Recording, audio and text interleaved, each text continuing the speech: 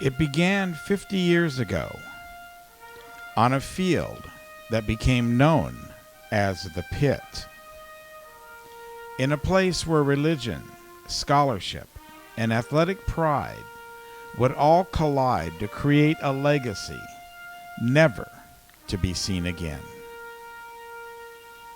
360 wins, 3 CIF titles, 2 California state titles, and 19 league championships later, it will all come to a close tonight on this field of dreams.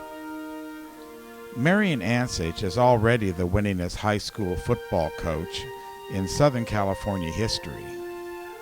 His dedication to young men through the sport of football is legendary and has given rise to his nickname as the Man. He sums up his objectives for every player this way: I want to give a young man the opportunity to develop his courage, his loyalty, his poise, the proper weighing of values, and the proper control of his emotions in adversity and in accomplishment. And so, tonight, on the campus of St. Paul High School, a place that has been home to one of football's dynasties, we will witness the final home game of Marijon Ancich. And it's all coming up next on the Touchdown Productions Sports Network.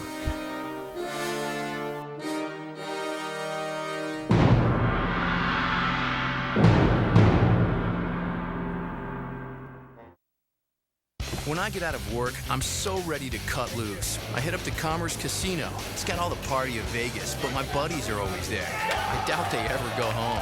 Oh man, you should see the place on game days. With all the drink specials, it always feels like happy hour. But the best part, the gaming never stops. So I like to mix it up out on the floor a little bit. Sometimes some blackjack. I'm a hold'em guy at heart. As for the ladies, come on, I'm just saying, Commerce Casino. It's my kind of place. Holy moly, Long Beach-born restaurants are the best in the business. One bite and you're hooked. Get Ensenada grilled fish tacos without the drive. Our famous tacos and mole bowls are served with grilled fish, asada, chicken, fried fish, fried shrimp, carnitas, al pastor, or veggies. Your choice. It's all good. Holy moly has the 4F commitment. You'll get it fast, fresh, flavorful, and affordable. Catch the flavors. Holy moly restaurants. One bite and you're hooked. Injured in an accident? You can take action now. We can help. Get aggressive, affordable representation at the law offices of Richard S. Saylor. No recovery, no fee. We specialize in automobile, motorcycle, boat, and airplane accidents, animal bite cases, and more. Appointments are available at your home, hospital, or office. Call the law offices of Richard S. Saylor today for your free consultation at 1-888-404-1115 or visit us online at saylorlawfirm.com. Triple E Machinery Moving Incorporated. Machinery moving with E. Triple E Machinery Moving is a full-service, heavy equipment lifting, machinery moving, rigging, and transportation company with locations serving both Northern and Southern California. We provide our customers with prompt, safe, professional, and efficient service at convenient rates. Triple E Machinery Moving takes pride in its expertise to safely move your specialized and vital production equipment and heavy machinery in a diverse variety of markets and industry. Check us out at tripleemachinery.com. Triple E Machinery Moving Incorporated. Machinery moving with ease. Live from Monsignor Cranham Stadium on the campus of St. Paul High School. Touchdown Productions, celebrating 15 years of high school sports television, is proud to present St. Paul Swordsmen football. Today in their final home game of the 2011 season, your St. Paul Swordsmen take on the St. Francis Golden Knights. It's the final home game of Marijon Ancich, and a trip to the postseason hangs in the balance, and all the football action starts right here, right now. It's your NorCal Game of the Week. The NorCal Game of the Week makes a special stop tonight in Southern California at the campus of St. Paul High School to broadcast the final home game of one of the legendary coaches in the state of California, Marijon Ancich. The Swordsmen and the Golden Knights battle it out in the Mission League to see who will advance to the postseason and who will be playing in their final game of the season next week. Good evening, football fans, wherever you are across our worldwide audience. This is Fred Salas, class of '82, and your host for Swordsman Football. Joining me in the booth tonight is veteran touchdown productions announcer Rick Ellwood, class of '71. Our executive producer and director inside the Commander 2 is Gilbert M. Dominguez, class of '71. And, of course, we have assembled a Southern California touchdown production sports teams for our first ever telecast of St. Paul football. Wow, Fred, I got goosebumps just watching the fans filing into Monsignor Cranham Stadium, which affectionately has been named the Pit. St. Paul has only lost a handful of games over the years here in this venue, in a stadium that has a silent intimidation to visiting teams. Tonight, we'll be part of a slice of history as the 50-year coaching career of Marijon Ancich comes to a close in his final game of the regular season. You even raised the stakes higher. For tonight's game, there's a playoff berth at stake, guaranteed to the winning team. And as a special treat, we have a rare two-part interview with the man. As you and I were able to catch up with him earlier this week, get his thoughts on tonight's game and the sunset of a historic career that has accomplished over 360 wins and influenced the lives of countless young men, their families, and will leave an indelible mark on the spirit of St. Paul High School. We should have a great game tonight, Fred, between two teams that are both 6-2, looking to gain momentum for the upcoming playoffs. Indeed, Rick. We are happy to bring you our very first telecast of Swordsman football. So we've got a good game, one here for you tonight. It's the Swordsmen and the Golden Knights. You're watching exclusive coverage of St. Paul football on the Touchdown Production Sports Network. When I get out of work, I'm so ready to cut loose. I hit up the Commerce Casino. It's got all the party of Vegas, but my buddies are always there. I doubt they ever go home. Oh man, you should see the place on game days. With all the drink specials, it always feels like happy hour. But the best part, the gaming never stops. So I like to mix it up out on the floor a little bit. Sometimes some blackjack. I'm a Hold'em guy at heart. As for the ladies, come on, I'm just saying, Commerce Casino. It's my kind of place. Holy moly, Long Beach-born restaurants are the best in the business. One bite and you're hooked. Get Ensenada grilled fish tacos without the drive. Our famous tacos and mole bowls are served with grilled fish, asada, chicken, fried fish, fried shrimp, carnitas, al pastor, or veggies. Your choice. It's all good. Holy moly has the 4F commitment. You'll get it fast, fresh, flavorful, and affordable. Catch the flavors. Holy moly restaurants. One bite and you're hooked. Injured in an accident? You can take action now. We can help. Get aggressive, affordable representation at the law offices of Richard S. Saylor. No recovery, no fee. We specialize in automobile, motorcycle, boat, and airplane accidents, animal bite cases, and more. Appointments are available at your home, hospital, or office. Call the law offices of Richard S. Saylor today for your free consultation at 1-888-404-1115 or visit us online at saylorlawfirm.com.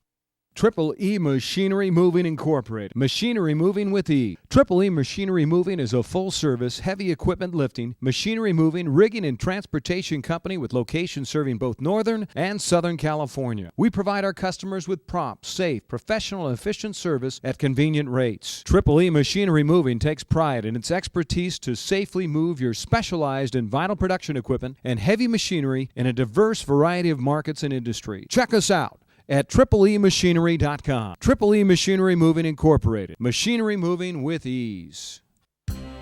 Tonight's game is being brought to you in part by Violin Memory, the undisputed leader in the rapidly emerging market of solid-state flash storage. Finally, a technology that enables you to deliver to your CEOs and CFOs their demands of give me more for less. The reports of the slow death of spinning disk is no longer greatly exaggerated. Now is the time to take advantage of the business benefits you can experience by incorporating Violin Memory's flash technology into your future data center optimization projects. Check it out at violinmemory.com, vmem.com, or give us a call at 650-396-1500. Violin Memory, music to your ears.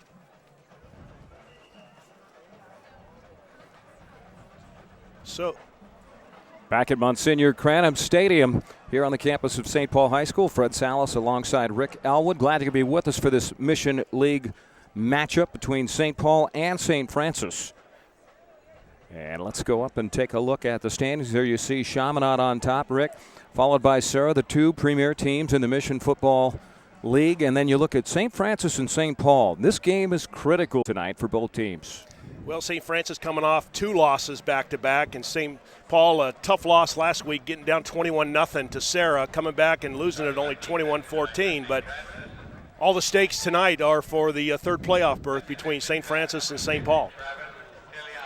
Let's see the games tonight. Tonight, I think we've got over there, we got Chaminade playing Harvard Westlake. We've obviously got Sarah against Centennial. And then right here, the most important game is going to be St. Francis coming into the pit to play St. Paul.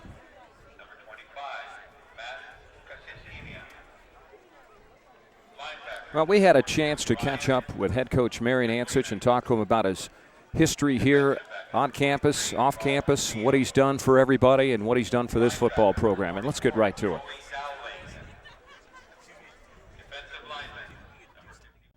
Hello, everybody. I'm Fred Salas, class of 1982. Played for this man, myth, the legend, Marijon Ancich in 1981, part of that great championship team. Marijon, let's get right to the point. 50 years ago, you walked onto the campus of St. Paul High School. What was it that attracted you here? And 50 years later, what is it that kept you here? Well, that's a good question. 2 good questions. Basically, I was brought here by a guy named Chuck Fennenbach, who had been the coach here, and he coached a team that was considered like a small-time pro football coach team that played. We played the service teams. We played. I think we played, believe it or not, something like about 18 games that particular year every Sunday, and we were broadcast on Channel 13 out of, believe it or not, Cantwell High School, and we went down and played a few games at Long Beach Veterans Stadium. But Chuck was the coach. He had played the NFL, AFL, and was a big-time running back when he was at UCLA. And he brought us over, and that's connected, and I ended up here at St. Paul High School. And the last thing I was thinking about was being at St. Paul High School, just by sheer coincidence that it happened. And so what's kept you here? Before we get to your departure in 81, let's talk about that first 20 years. What was it that drove you and kept you going? Well, I'll tell you what, we had some great players. We had some outstanding people here, and St. Paul was a complete unit. Everybody was together, the faculty, the administration. This was St. Paul, and that was a positive. There was no, I can't put it in any way. Everybody was a friend of everybody.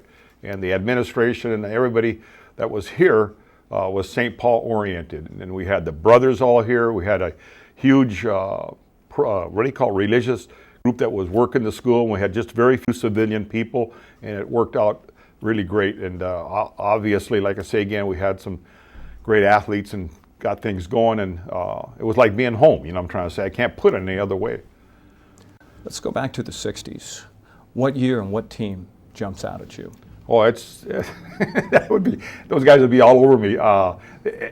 Every team had a different, even though they're united in juniors and seniors and all that stuff, they had a different motive or different thought from year to year. And basically, and we were just trying to get better and better and better and be able to compete against the best teams. So we ended up, believe it or not, at least 10 or 12 years playing the number 1 teams in every division in the southern section. We were not going to play anybody that was second. We wanted to learn the processes, and it really helped us. Like I said, we were able to compete with them.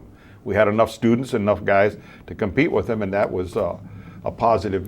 Like I say, we're getting huge crowds and all the things go along with football. So what did you take from the era of the 60s? Say it again. What did you take from the era of the 60s? Is the spirit of the school and the spirit of the players. And the parents that were involved were fantastic. Every parent was a loyal fan. We didn't have a bunch of people booing us and stuff like that. And that was the key to it, I think, is the parental involvement in the sport and the school.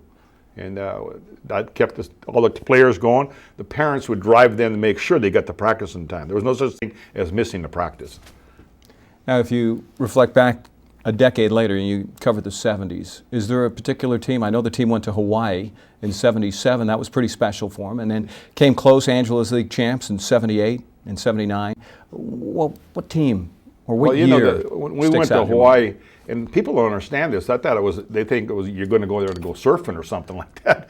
We went there to play the state champ. And we went and enjoyed everything and beat the state champ. They had won, I don't know how many games and all that stuff in a row. But the unity, because we were all by ourselves there. The parents were in a hotel in town, and we were out there in the north end of the island. And obviously, the only guys there were the football guys, the coaches, and the field that we were going to go to and practice. And it was fantastic. The chalk docks we had, it was like living in a football world, so to speak. I can't put it any other way, but like I say again, they still had enough time, and a lot of the guys probably couldn't swim. Most of the guys, like I say again, that was anything over 3 feet, they were in trouble. All right, let's move into the 80s. All right, you were here for 2 more seasons. 1980 came very close to advancing to the playoffs and making some huge success, or advancing to the playoffs, didn't make it past the semifinals, and then the big season, 1981. What was special? That group of guys really got together. We're not anywhere near as physical as the guys before, but they just had a much better coercion between the players and stuff, and we were able to overcome any headache that happened on the field. We had some quality athletes. That group of guys had tremendous unity, and you play 14 games and go 14-0. That's almost unheard of, and we got through that whole season and playing, like I say again, some of the best teams in the section, and plus, like I say again, as you know, the Angeles League would come in each season, probably 5 out of the 6 teams would be 5-0. Right. So it wasn't like you're playing the boys club. You're playing some guys that play football for reality. After that championship game, huge celebration in the gym. Anything particular stick out in your mind? Oh yeah, just the way just everybody was there. We came back to the school, and I know you can't comprehend it. The entire gym was full. There was more entertainment going on here in the school's history. We had them in the bleachers. The festivities broke up probably about 4 or 5 in the morning. It was, like I say again, one of those situations that only success can breed.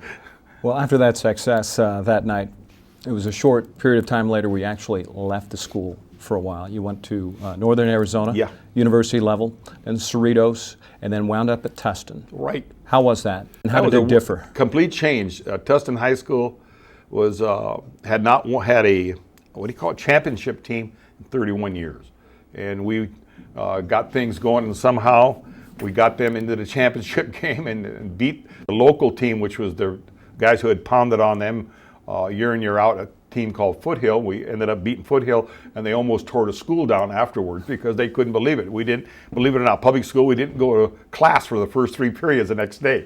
That's how big it was, and we got things going there, and we had some really fine athletes, and like I say again, it was a lot of fun. And that, like I say again, was a complete change, public school environment and all the little things that go along with it. But we had great team morale, and obviously we had things done. So nearly a decade later, you returned to the St. Paul campus to restore this program. Why did you come back? That's a good question, friend. I can't really tell you that because my mind was kind of, you get yourself reoriented. I know that St. Paul had fallen on some hard times there for a little bit, and obviously you'd like to go back and see if you can correct it and get things back to where they were, and that was probably 90% of it right there. And in the public school system, like I say again, you got to keep things going, and it's a little different game. The academics and all the things that go along with it aren't always the same at the parochial and public school levels. Clearly, it's spoken about frequently. The impact that you've had, not only on the field, but off the field, with thousands of men that have come through this school and this program. And through them, tens of thousands of other individuals that they've had impact on. What does that mean to you? Well, that kind of humbles you because you're doing all these things, and you're doing it because you know it's right for the players, and hopefully for the parents and the family and the school and everybody involved with the game and so forth. And you keep trying to keep things up and keep things going. It's like I say again, a definite challenge every single day because There's always something that throws the team off or the school off or something happened here or whatever it is. And it's a consistent challenge. But like I say again, we were fortunate to get through it. Of course, I'm a little biased being a member of the 1981 championship team. Let's go back to the floor of Anaheim Stadium. Clock counts down. We win the championship. Thinking about that game, Angeles League champs, CIF Big Five champs, state champs, number 2 in the nation. For you, being your last big championship, Yeah. is that like a bottle of fine wine that seems to get better with age? Definitely. Definitely does that. You can't predict the future, and all you got to do is look at all the guys and keep looking at the different coaches and different situations that everybody got into. And the headache, like I say again, is how long can you maintain it? You have to understand that in the state of California, 54 of our ex-players and ex-coaches all became head coaches. So it isn't like we kept the same coaches and were consistent. We had different guys come in and out, and you got to readjust and you got to align the way that you do things because of the nature of the guys that are involved with the teaching and the coaching. And like I say again, it's pretty tough. And you lose one year we lost 5 key coaches off the staff. They had all become head coaches, and there's nothing. Obviously, you want them to be head coaches, then nothing you can do. That's part of the culture. And once again, it's the coaching field, and whether it's in the pros, the colleges, or the Pop Warner, it affects the team to a certain degree, and you got to get somebody to fit into that personality, which isn't easy to do. And that's probably the hardest thing, the personality, because some guys have a way of getting things done. Other guys, are entirely different. Well, let's wind this down with your feelings about what is going to be your last home game at Monsignor Cranham Stadium tonight. Well, it definitely affects me, the feeling of it. I think back, and I know there for either a 9 or 10 year period, we hadn't lost a game at home, and all that kind of stuff. And they nicknamed it the Pit, and we had a tremendous intimidation factor for the guys coming in here.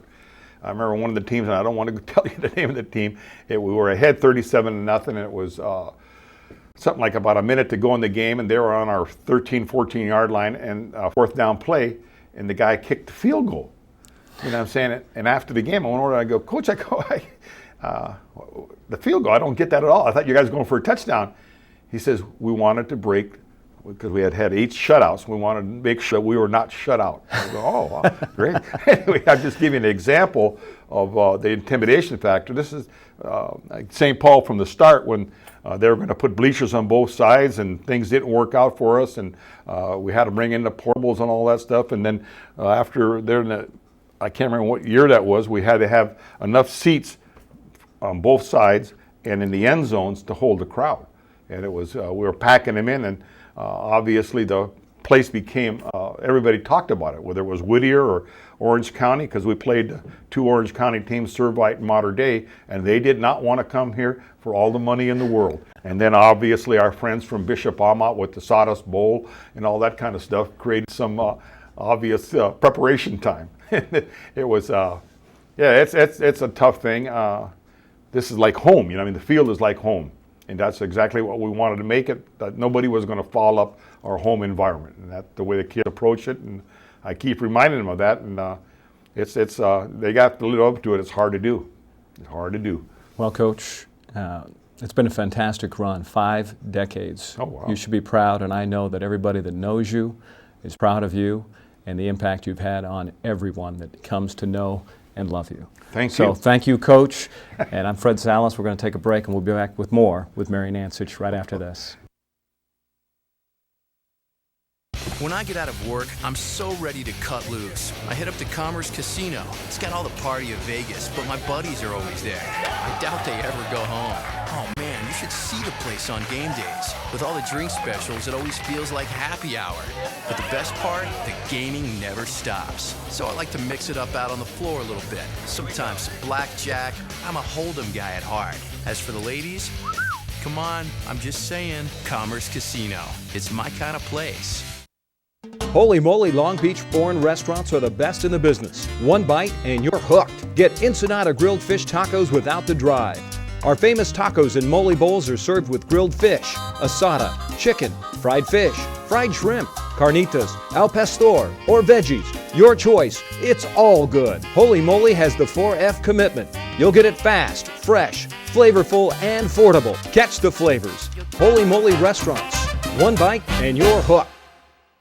Injured in an accident? You can take action now. We can help. Get aggressive, affordable representation at the law offices of Richard S. Saylor. No recovery, no fee. We specialize in automobile, motorcycle, boat, and airplane accidents, animal bite cases, and more. Appointments are available at your home, hospital, or office. Call the law offices of Richard S. Saylor today for your free consultation at 1-888-404-1115 or visit us online at saylorlawfirm.com. Triple E Machinery Moving Incorporated. Machinery moving with E. Triple E Machinery Moving is a full-service, heavy equipment lifting, machinery moving, rigging, and transportation company with locations serving both Northern and Southern California. We provide our customers with prompt, safe, professional, and efficient service at convenient rates. Triple E Machinery Moving takes pride in its expertise to safely move your specialized and vital production equipment and heavy machinery in a diverse variety of markets and industry. Check us out at triplemachinery.com. Triple E Machinery Moving Incorporated. Machinery moving with ease.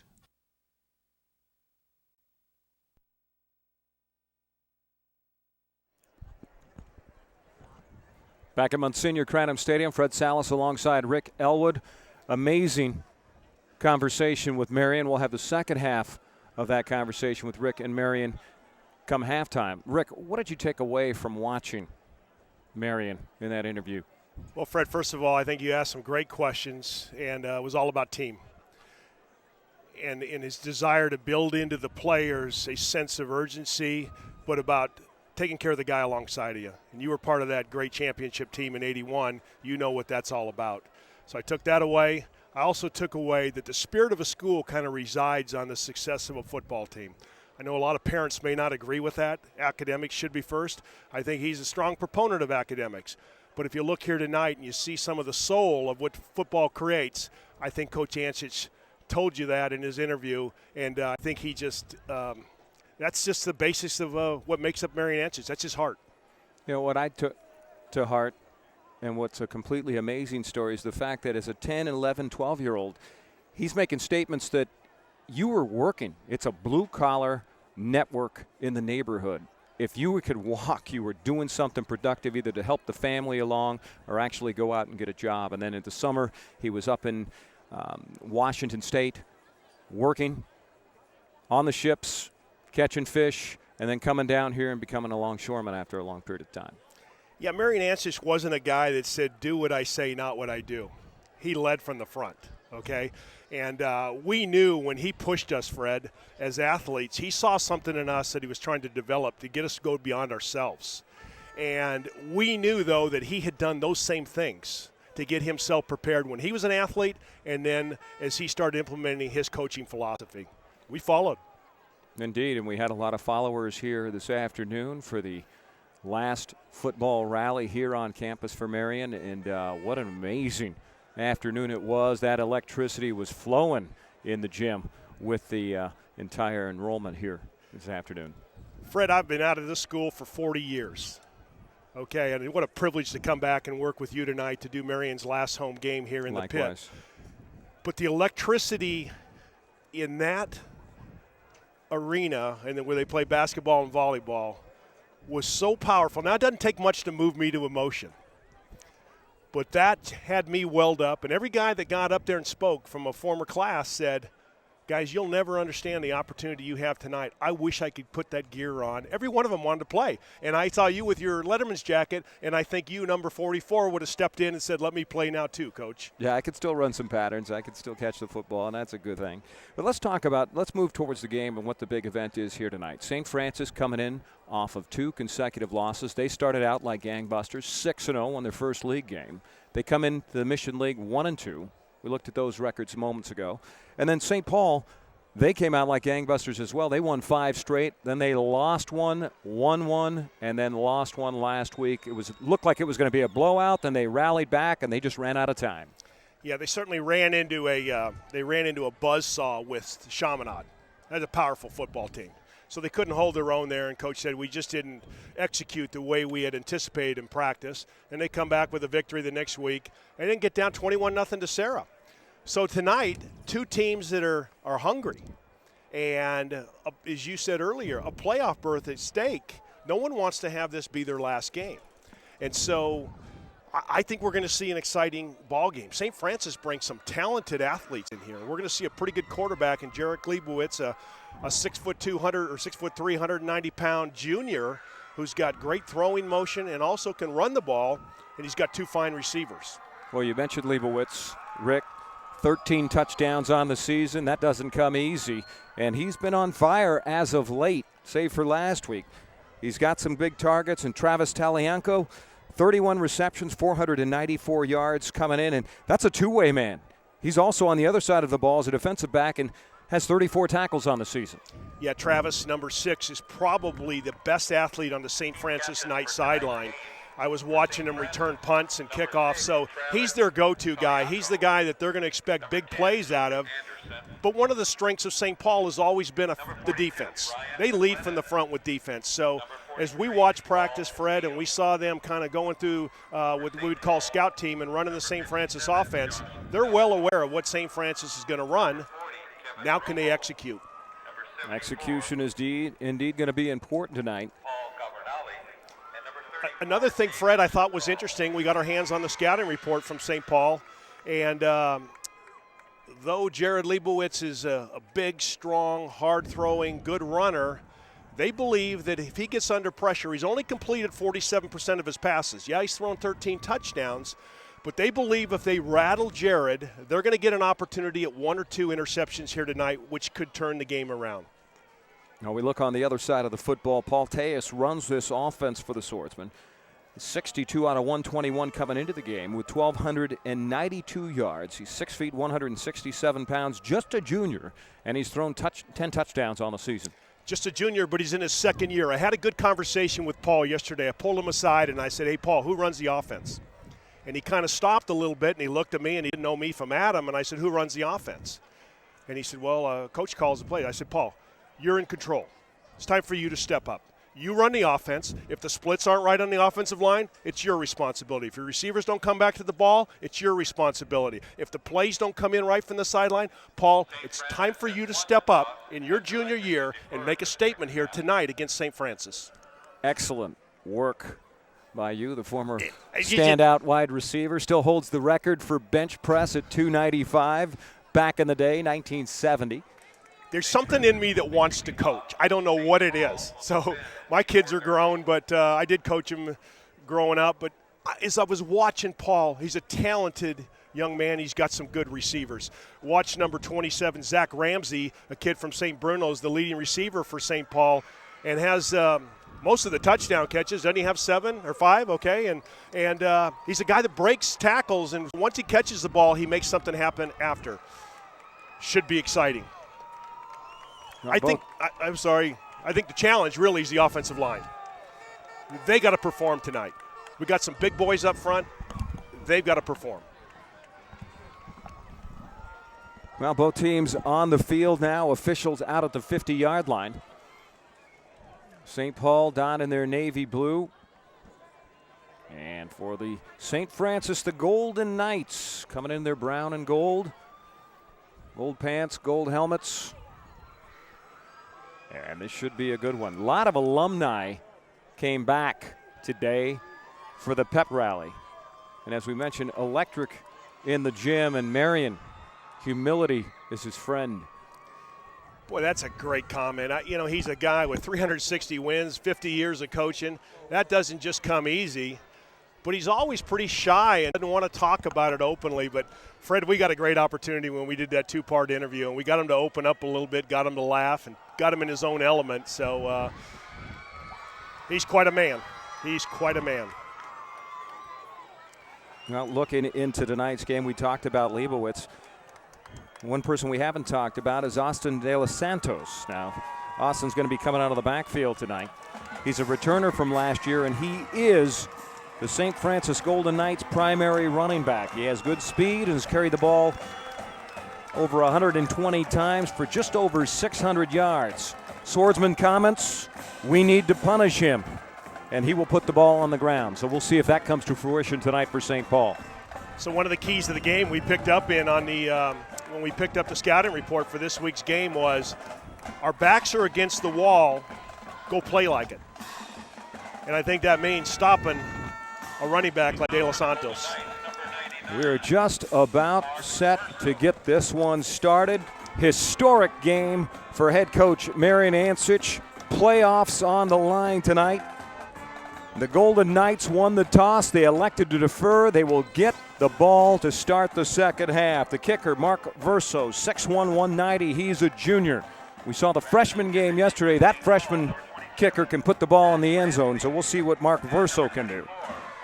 Well, we're going to talk a little bit about the kicking game later. There's some big things that could happen in that game, and the part of the kicking game, advantage St. Francis. Marcus Garcia and Zach Ramsey back deep for the Swordsmen.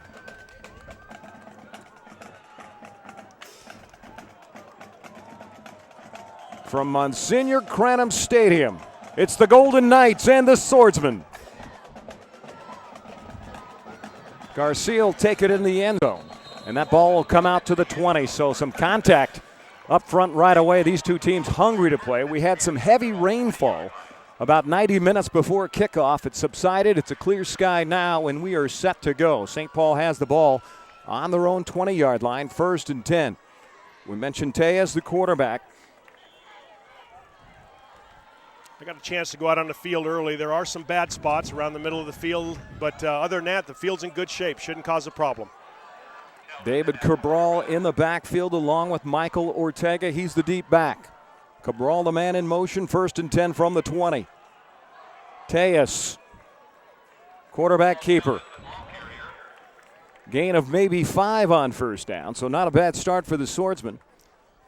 Yeah, and that'll bring up a 2nd and short. Making the stop was Travis Talianco.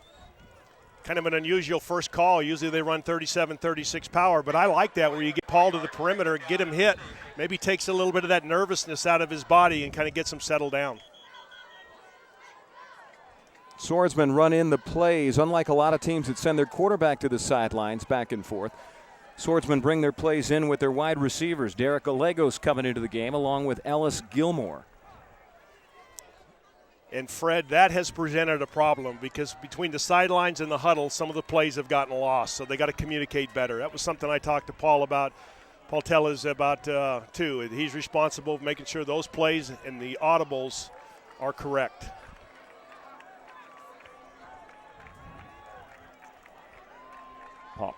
Paul Governale anchors this offensive line. He's the big man, the center. He's a senior at 6'2", 290. Well, what a beautiful night here, Fred, as we're high atop Monsignor Cranham Stadium, and we got our monitor. We can look into it, but we can also see a good, clear view of the field. Beautiful out here. Not certain what the delay is. Well, they kept looking at the clock, but looks like 12 seconds have run off. Tejas tackled out of bounds.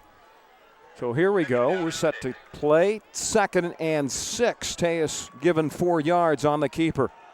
Here's Cabral. Hammered at the line of scrimmage. He'll be good for a couple. And bring up a 3rd and short. Call it 3rd and 4. Coming in to make the stop, number 77, Tyler Morona. Here's what I like to see, though. Downfield, big number 72, Christian Garcia, the 6'5", 300-pound junior. Downfield blocking the safety. So there's some enthusiasm and some excitement on the offensive line for St. Paul. Marijon Ancich pacing the sidelines as he's done for the last 5 decades here. 3rd down and 4. Tejas on the keeper. Needs a gap, finds it. Tejas. Tackled down at the 32, but long after a big gain and a 1st down for St. Paul. What a way to get started right there, Fred. And just to see the excitement, get him. He gets into the hole and then cuts it outside. Got a great downfield block by his wide receiver.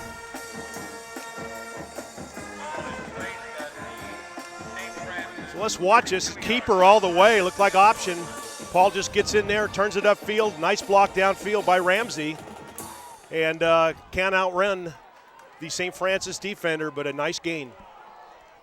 Big gain on first down. Here's Cabral. David Cabral down inside the 25. So the Swordsmen on the opening drive of the game moving the football. How exciting this has got to be. His dad, Coach Cabral, played on this team, and now his son's a captain and playing in a pretty pivotal game here for the St. Paul Swordsmen. Nice run by Cabral. Indeed, and Marion on top of his game. Line of thinking, mindset, I'm going to bring the A game tonight, and so far so good for St. Paul. Lone setback is Michael Ortega. He gets the nod. Drags a couple defenders down to the 20-yard line.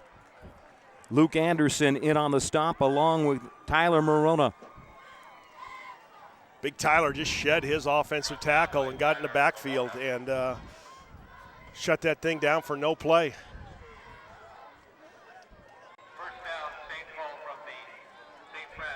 You see some of the size of the Swordsmen. Garcia's a big kid at 290, 300. Got good speed, too. Ortega. And a gain of 5 on 1st and 10. In that, Fred, we've all seen that. That's a major league hit by the captain for St. Francis, Travis Talianco. He met number 26 right in the hole. Watch this, a quick handoff, 26 breaks, looks like he's going to go wide open, and then Travis just delivers it. Almost a helmet-to-helmet hit. Mike open. Ortega finds a seam and gets down near the first down marker. So on 2nd and 5, picks up 4, and that'll bring up a 3rd and short. Just underway here at Monsignor Cranham Stadium. No score, opening drive of the game. Glad you could be with us. Fred Salas alongside Rick Ellwood. 9 minutes left here in the first quarter. Swordsmen started this drive on their own 20-yard line. 8th play of the drive coming up.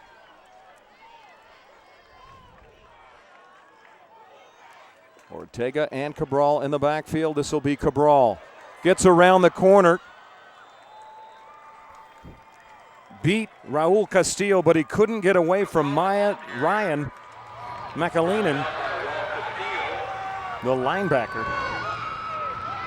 And Ryan leads his team with 55 tackles on the season. He's a great two-way player for St. Francis. We'll see him line up at tight end when they get on the offensive side of the ball, and he's made a number of catches for big yardage. So he's a player. We've already seen Travis Talianco make 2 big plays. You can see the athleticism in him as he makes some tackles into the backfield. Michael Ortega, the lone setback on 1st and goal. Ortega slips his way down to the 5. Gain of about 2. And it'll be 2nd and goal. Tyler Morona, again, a busy man here on the first drive of the game, makes the stop. Yeah, this is where Garcia's got to get a helmet on him, got to get into his pads, where Morona just runs right by him and makes the play, shuts down what could have been a pretty good game. Cabral, left side, breaks a tackle into the end zone, touchdown.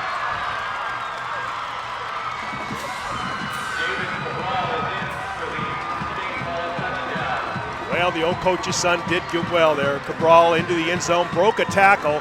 Looked like Talianco was going to bring him down at the 2-yard line, but just lowered his shoulder. David wouldn't be denied the end zone. Pretty impressive opening drive there by the St. Paul Swordsmen, Fred. 10 plays, 80 yards. The big play was the keeper by Tejas, who went 41 yards to set up a 1st and 10 inside of Golden Knight territory. Alex Saavedra on to add the extra point.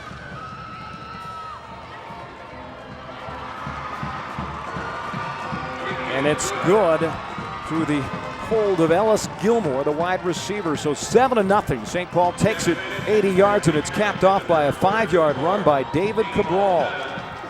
So I believe that's Alex Saavedra's first kick The number one kicker for St. Paul is out of town on a special assignment with his parents down in San Diego. They tried to talk him out of it, but it was something to do with, I believe, a confirmation. And there you got the Toyota Whittier scoreboard right here in the first quarter with 7:43 left. St. Paul 7, St. Francis about ready to get their first shot at the ball.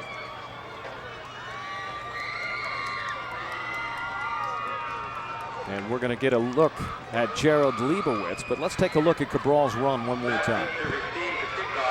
Talianco tries to make the tackle, grab on, but David just keeps pulling. Talianco ends up with nothing in his hands. Big number 44 tries to come in there.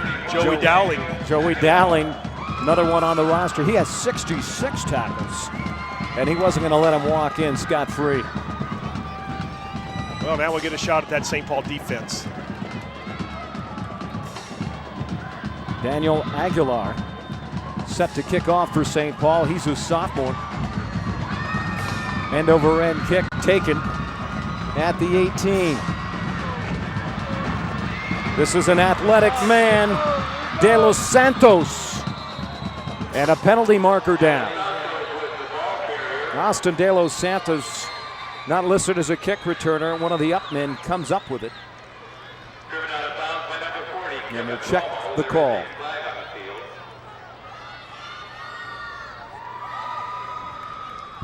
Looked like a late hit out of bounds. It looked like they're just trying to keep their feet where it might be a little muddy on that sideline, but referee didn't hesitate. Oh, they're pointing the other way. Now, would you agree that in this type of game with playoff implications, you got to play mistake-free football?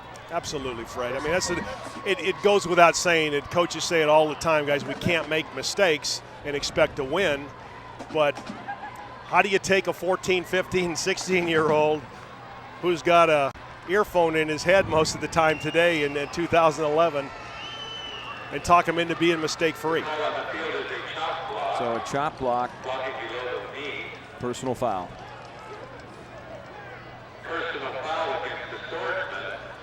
So they'll mark off the chop block 10 yards from the spot of the foul and then tack on 15. And it looks like the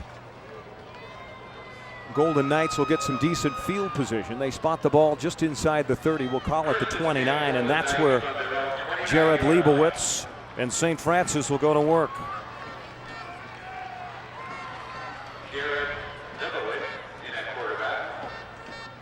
Austin De Los Santos, a lone setback. He'll get the nod. Back to the line of scrimmage and nothing more. Leading the way, Jorge Reyes for St. Paul. Also Kevin Romo in on the stop. Going to be fun to watch this defense. I know they were fired up as we were at practice last night. Full speed practice on Wednesday night. That doesn't happen much at this level, but they were hitting Wednesday night. St. Paul was. De Los Santos in the backfield. Leibowitz out of the shotgun. St. Francis first possession of the game. Talianco, the man in motion, and the ball carrier. Talianco listed as a wide receiver, but he's a very physical runner, as you see right there as he stretches it out to the near the 45-yard line. Driven out of bounds by number 22, Albert Lama. Talianco with 31 rushes and 494 yards coming into tonight's game. With Jacob Mayer Fred, that's unfortunate. The defense was in position and it looked like they strung it out, had it stopped, and Talianco just showed his athletic ability and ran free. First and 10, they spotted on the 43. St. Francis with the football, trailing by 7. First quarter action. Lots of time for Leibowitz. And he's chopped down as he crosses the 45. Nice tackle made by number 22, Albert Lamas. Looked like Leibowitz was trying to get to a pass, but Talianco wasn't running a route. He looked like he was getting the perimeter and wanting to throw. But a nice stop by number 22, Albert Lamas. Well, looking at the scouting report on Leibowitz, he's tall and lanky, good arm, but he's claimed to be, not the best runner. And the quotes were, we got to punish this quarterback so he doesn't want to keep the football. St. Francis One more time, a rush up the middle. Austin De Los Santos. Longest run of the season, 86 yards. He's got 3 touchdowns on it. Nice job by Jorge Reyes right in there. He comes up shaking his head a little bit like it was a major hit on De Los Santos. Third down and 2. Rich Estrella, one of the assistant coaches, along with Marijon Ancich, directing traffic from the sidelines. Big play here for St. Paul defensively and for St. Francis. Ball's at midfield. It's 3rd down and 2 yards to go. Leibowitz out of the shotgun. Keeps it. Not going anywhere. Kevin Romo making the stop. On the keeper. Also in there was Brett Larios. Good stay-at-home defense. It looked like St. Francis tried to run a little triple option there with Leibowitz, and probably not their sweet spot for their offensive game plan. And well read by number 40. Did a good job. Kevin Romo coming up and letting them know he was hit. Well, they gave him about half a yard, and it's now 4th down and a long one. So what's your key here, Fred? Is they're going to try to maybe jump off sides? What's the key word? Watch the ball. 3 words. Watch the ball. De Los Santos, the deep back. They're going to run a play. It's De Los Santos. Check that. Luke Anderson going to take it the distance. Luke Anderson not listed as a deep back. Leads one of the team leaders with 45 tackles, but Anderson able to take it 50 yards for the touchdown. And just like that, St. Francis back in it. Up there in that prevent defense, they're hitting the gaps, and then St. Francis just gets the right hole. And they were off to the races. Pursuit by number 22, Albert Lamas, the 5'9", 165-pound junior, just couldn't catch up with him. Luke Anderson, 5'11", 210 yards, and that kick is good. Billy McCreary, the senior, 5'10", 160. Pretty good place kicker with 4:27 left in the first quarter. Just like that, 6 plays, 71 yards. Go to Whittier scoreboard, 7-7 ball game. Just a quick hitter. I remember like the Washington Redskins did something like that in the Super Bowl with John Riggins, and he's off to the races on a short down and distance. He covers the ball, expecting someone to track him down from behind. He's not run that far. And Lama tries to get him at the end zone, and touchdown St. Francis. So you're St. Paul. How do you counter that? Well, I don't think you got to keep him out of 4th and short at midfield. Nowhere was Anderson listed as a threat. He only had 3 carries and 4 yards coming into the game. St. Paul with the football from the 5. Marcus Garcia tripped up as he got across the 30, lands at the 36-yard line, and that's where the Swordsmen will go to work. Oh, I thought he had that. I thought he was going to break it. Matt Casciani. Big number 99, the kicker there too. That was set up, Fred. It looked like he was on his way to the races, but good field position for St. Paul. Nice return. You're just joining us. St. Paul got the first possession of the game, starting their own 20. 10 plays later, a 5-yard one by Cabral made it 7-0. St. Francis has come back at 7-7. 1st and 10 from the 35. Penalty marker down. Michael Ortega on the carry. Tackled by Joey Dowell. Now you got a hood on. Holding penalty is going to be assessed against the Swordsmen. So that'll back him up 10 yards from the spot of the foul. They mark it down at the 22. Good aggressive tackle by number 44, Joey Dowling for St. Francis.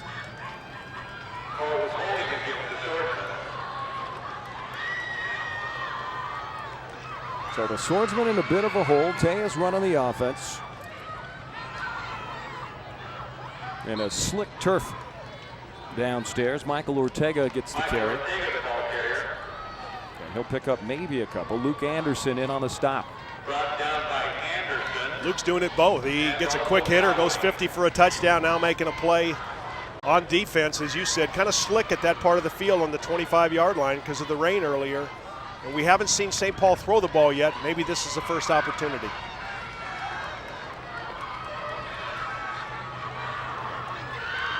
Cabral and Ortega in the backfield. Ortega's the deep back. Play action. Tejas, his receiver, tripped and almost fell down.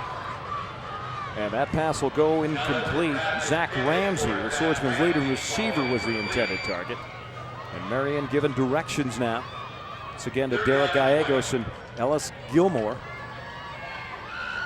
Here's where you run into a trouble, Fred, as you know. You don't have something in your playbook that does a 3rd and 20. That was a good call on 2nd down. It looked like Ramsey was open in the flat, and Tejas just didn't deliver the ball on target. 3:22 left in the first quarter and a 7-7 tie. 3rd down. Tejas nowhere to go. Now he's got a man wide open, and he missed him. Both Gilmore and Gallegos were open. Gallegos was the intended receiver on that effort. And it'll bring out the punt team for St. Paul. Paul showed good athletic ability getting to the perimeter, and I was talking to him a little bit about this yesterday, that when you get there and want to make that throw, you got to square your shoulders up a little bit so you're looking downfield. Had 2 receivers, kind of threw it in between both of them. Well, I thought you were a former wide receiver. You sound more like a former quarterback. Excellent. I just had to teach him how to throw me the ball, okay, because I wanted to make sure, like Jamie Quirk, got it to me in the right spot. Tejas kicks it away. Knuckleball bounces at the 50 and gets a nice swordsman bounce down inside the 40, and he'll be stopped at the 36-yard line. So St. Paul, unlike their opening possession, going 80 yards in 10 plays, 3 plays and a punt here. St. Francis will get their next possession. Sorry, Fred, good job. I just know, you know this, you just can't start in a hole after a holding penalty on the first play of that series, and you just couldn't overcome it.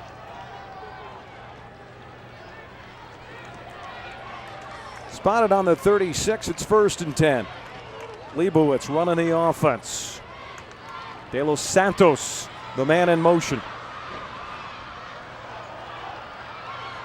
Pass is complete to Travis Talianco. And Talianco, a bit of a pinball on that effort. Stretches it out to the 44-yard line. He did bounce off the initial hit. Good job by the corner, number 20. Coming up quickly, it was Jorge Reyes to drive that play inside, but we're seeing that athletic ability out of Travis Talianco. He doesn't go down on the first hit. We get a good look at the track here at Monsignor Cranham Stadium. Again, heavy rains 90 minutes before kickoff. Glad you could be with us. Fred Salas alongside Rick Ellwood. De Los Santos trying the left side. Big, strong running back will pick up a first down before being tackled at the Swordsman 45. So on 2nd and 3, picking up big yardage, and that'll move the chains. I hope it's not what we saw yesterday when we saw the freshman game, when St. Paul went down and took an early 7-0 lead, and then it was all St. Francis after that. But it looks like momentum certainly in the St. Francis Golden Knights' hands at this point, Fred. They're running well. Ball's on the 44, 1st and 10 for St. Francis. Their second possession of the game. 7-7 ball game. First quarter action. De Los Santos stacked up at the line of scrimmage. Adam Sarmiento in there making the stop.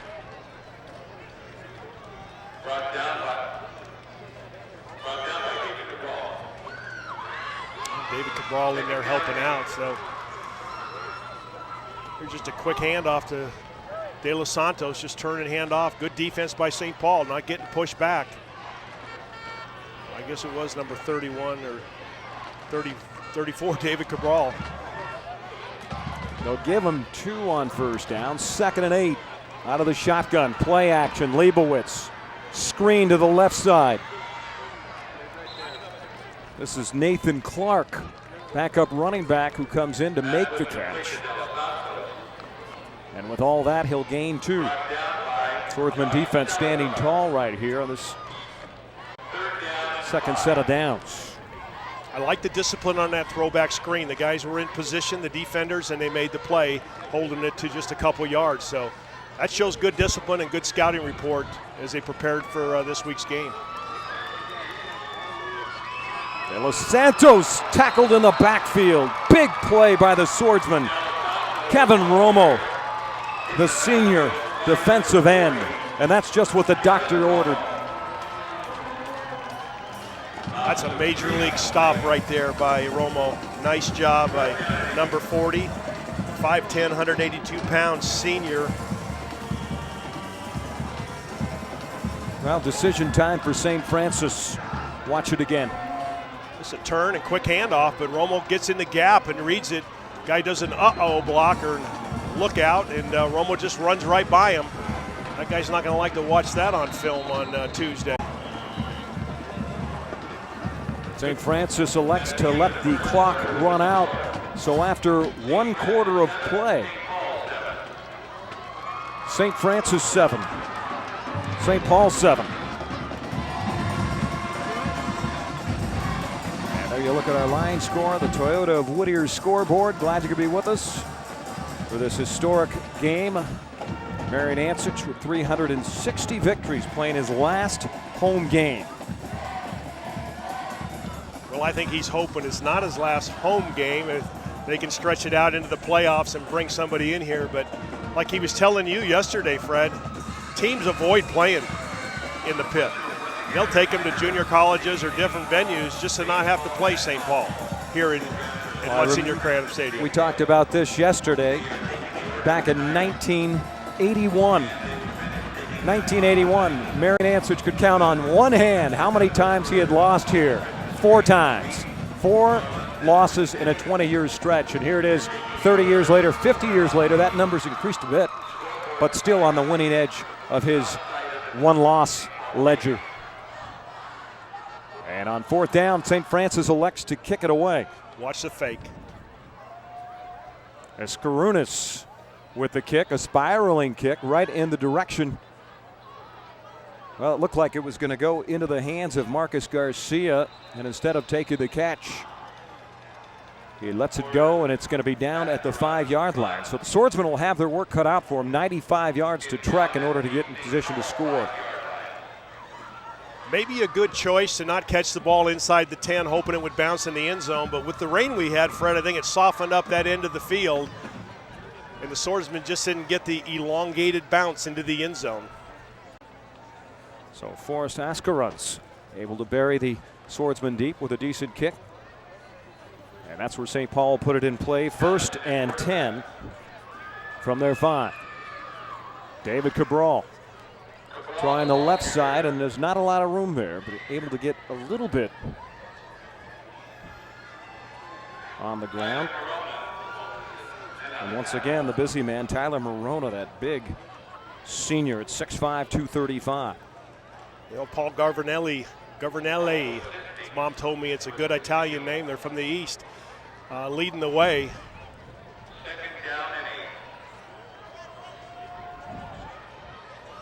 Michael Ortega once again in the backfield with Cabral. Tejas to pass, fires, pass is dropped in and out of the hands of Derek Gallegos, the senior. And those are the catches you got to make in a play in a game like this. Well, you're down to in the 5-yard line. You're trying to make a play just to get a first down and gain some momentum. Now you're 3rd and 8, and it was thrown on his back shoulder. A certainly catchable ball. I'm sure Gallegos has made that catch 100 times in practice, probably kicking himself. Andrew Garcia checks into the ball game, along with Zach Ramsey. Ramsey split to the left side. Garcia in the slot. Tejas with some time, fires. He's got a man wide open. Andrew Garcia, who just checked into the ball game, is going to move the chains into St. Francis territory. There's a heck of a gutsy call. Marion wouldn't have called that 40 years ago. Looks like the referees are huddling up there, though. There appears to be a flag on the field. Well, I don't see a yellow flag anywhere. I don't either. Referees are moving downfield. Well, the chains have already been moved. And the chain gang, and we'll see what the play or the penalty is. Okay, a sideline warning against the Swordsmen.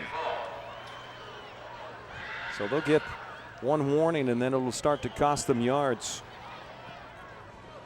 Well, the play stands. A heck of a throw, call, and a catch by number 11, Andrew Garcia. 45 yards and a big first down, and right up the gut is Michael Ortega. Well, Paul sets up and gets smacked when he throws it, but Garcia is right there outrunning Travis Talianco, probably the number one athlete on the St. Francis sideline. Nice throw, nice catch. Solves a multitude of sins real quick right there, Fred. Indeed. 2nd down and 7 for the Swordsmen now. Cabral, the up back. Not a lot of room, but he'll pick up a couple. Nathan Clark coming in to make the stop for the Golden Knights. 7-7 ball game. Glad you could be with us. Fred Salas alongside Rick Ellwood. Touchdown Productions coverage, exclusive coverage of CIF Southern Section football at St. Paul football here from Monsignor Cranham Stadium. Exactly 10 minutes left in the first half and a 7-7 tie. Swordsman took the opening drive 80 yards, scored off a 5-yard run by Cabral, and then out of nowhere, Luke Anderson raced 50 yards for St. Francis to tie it up. 3rd down and 4. Tejas. Pass is deflected and intercepted. That's Matt Castiani. And he intercepts it and takes it 53 yards for the touchdown.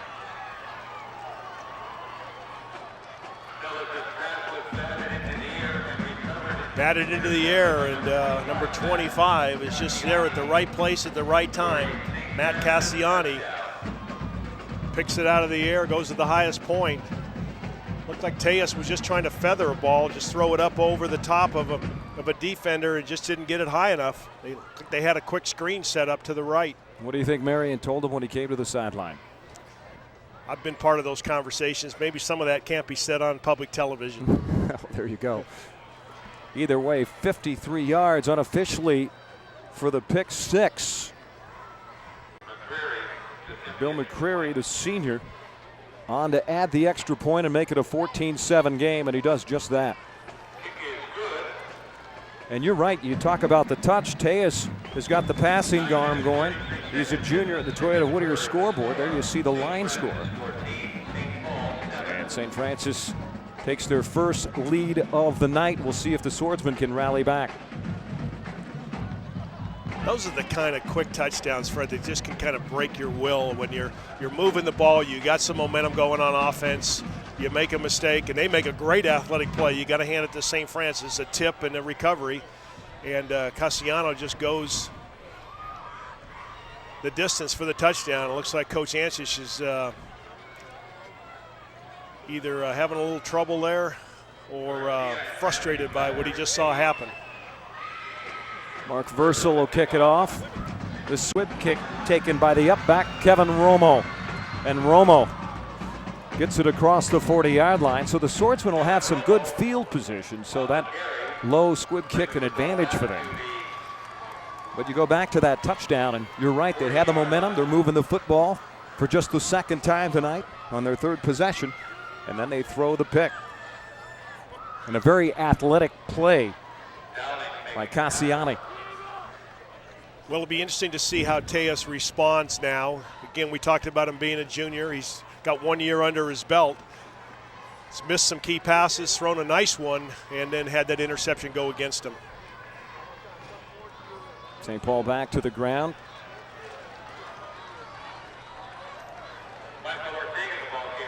And Ortega, not a lot of room.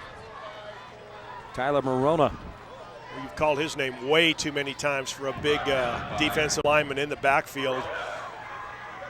6'5", 235 pounds is the Golden Knight. Showing us some athletic ability. So We came into the game with 27 tackles. Coach Ancich wants to call timeout. He wants to talk about it. He's having trouble with his headset. His offensive coordinator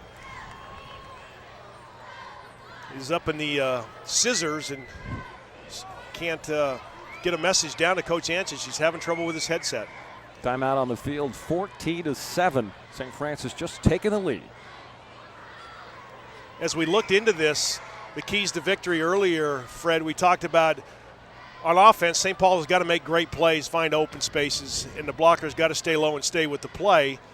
But they got to run like St. Paul guys from start to finish. Then communication. We talked about from the sideline to the huddle. They were losing some of the plays. And so tonight they worked on it hard, and they got to communicate. So on offense, but you said it best too, they can't turn the ball over, they can't make mistakes, and we've already seen penalties that have cost them and a major turnover so far here in the second quarter. Now we got communication problems with the headset, it looks like, but Visco Ancich, the offensive coordinator, trying to talk down to Pop and saying, run something good, Dad. David Cabral, the man in motion. It's 2nd down and 10. Tejas right back to the air, looking for the slant pass right over the middle. Crowd wants a penalty. They're not going to get it. Tyler Carrillo, the intended target, and now a flag comes in. They did get it, so the big tight end, Ryan McAlien, who's a captain for St. Francis, kind of holding on, number 42. Yes, Tyler, the two-way man, 55 tackles coming into the game. Busy man here tonight. Well, 42 was draped all over him, so pretty good call by the referee who had to play right in front of him. Big number 83 trying to get free for St. Paul.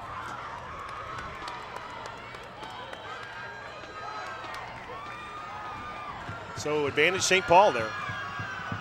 David Cabral bulling his way across the 40 on 1st down. Good for a 5-yard gain, and that'll leave a 2nd and 5 for Ancich. Looks like Raul Castillo, number 43 there on a tackle. You got to like it, Fred, if you get 5 on 1st down, especially the conservative offense that St. Paul traditionally runs, you got to feel good about that, so they're not being stymied by St. Francis totally. Just over 8 minutes left in the first half. Swordsmen with the football, trailing by a touchdown.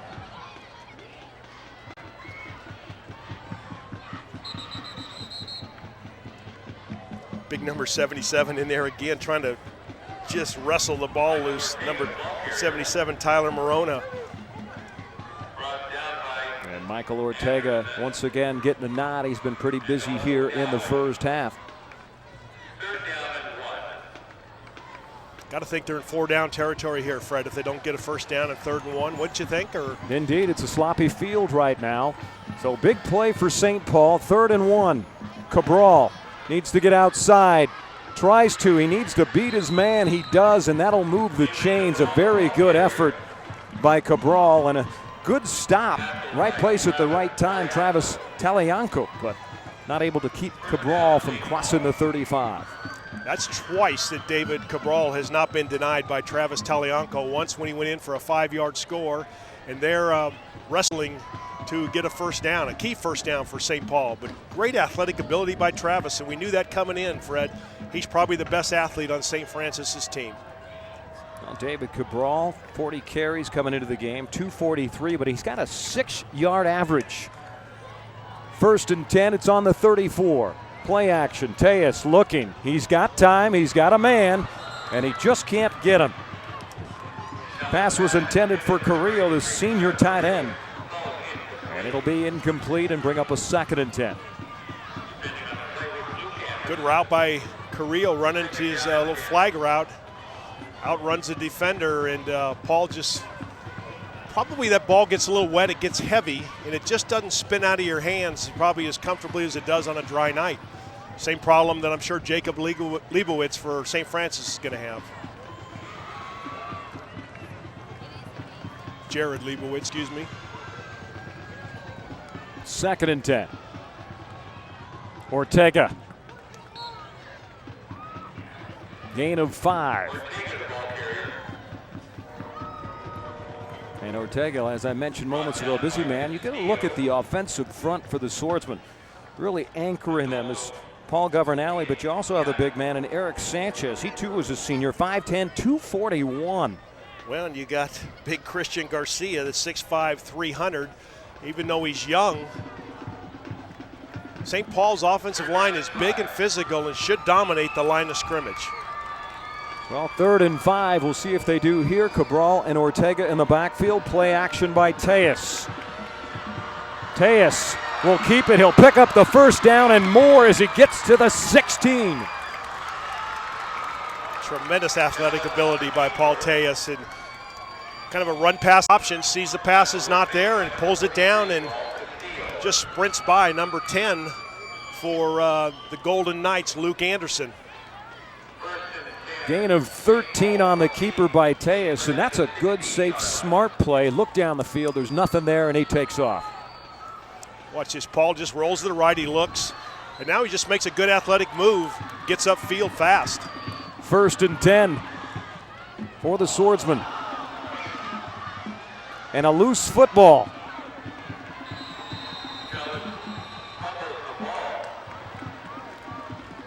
And St. Francis gets their 2nd turnover of the game, and we talked about it coming into tonight. You have to stay away from the mistakes. Now 2 big turnovers for St. Paul that have thwarted drives here in the 2nd quarter. Well, it was a run all the way. Paul just reverse pivots out, and he's taking it upfield, and he just gets leveled. Ball comes loose. St. Francis recovers, so with 5:47 left in the 2nd quarter, now time for some defense. Leibowitz from the 11. De Los Santos dragging defenders. He'll pick up 3 yards on the play. So now St. Paul, 4 possessions here in the first half. 10 plays a touchdown, 3 plays a punt, 5 plays moving the football, interception, pick 6 the other way for 53 yards.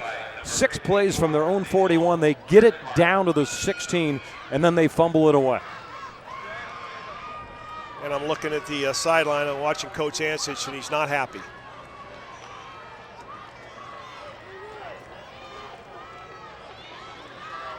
Second down and 7.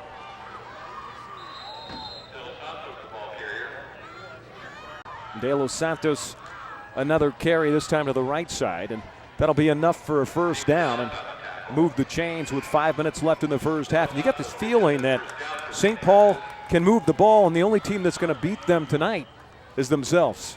Well, so far that's what we've seen, unfortunately, with St. Francis up 14-7. But now the offensive line for St. Francis is dominating the defensive line of St. Paul.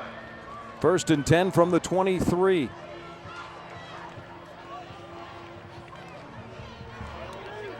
De Los Santos again. Boy, he is a bruiser. Gets past the line of scrimmage, and he's taken down by Marcus Garcia. So St. Francis looks content deep in their own territory, just a turn in hand. It's kind of a stretch play where they hand it off deep to De Los Santos, and he kind of just picks a hole and skirts outside. So the last 2 plays gaining 12 yards.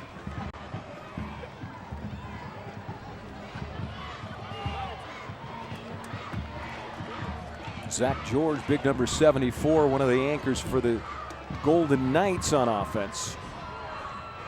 2nd down and 4. De Los Santos. And he's tripped up as he crossed the line of scrimmage. And a tackle by Marcus Garcia once again, and another first down for St. Francis. They got a machine going now with Austin De Los Santos, just churning up yardage. And if Garcia doesn't make that tackle, he may be in the end zone. Spotted on the 39-yard line, 1st and 10. Drive started on the St. Francis 11, and they're moving the football.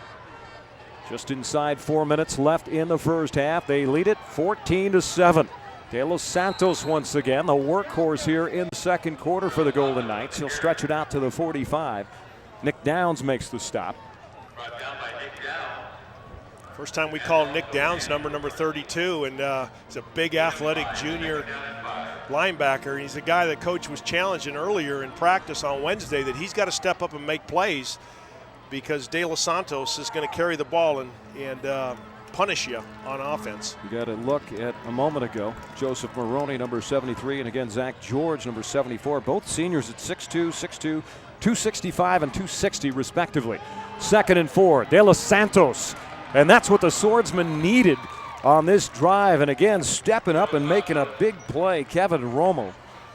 We saw him do that in the first quarter as well. We've seen Kevin make some big plays, but unfortunately, it has cost them some yardage in between those big plays. There's just a turn and handoff to De Los Santos again. He tried to get to the outside. Romo reads it, makes a nice sure tackle down around the legs, takes him out from underneath him. And this is what you got to like to see is the other 10 swordsmen coming after, helping to make the tackle. That's defense. Okay. Assistant coach Lou Cabral, son David Cabral out on the field. 3rd down and 5. Play action. Leibowitz looking.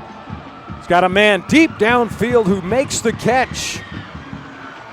And then finally forced out of bounds. And the leading receiver, Travis Talienko, coming up with a big catch there.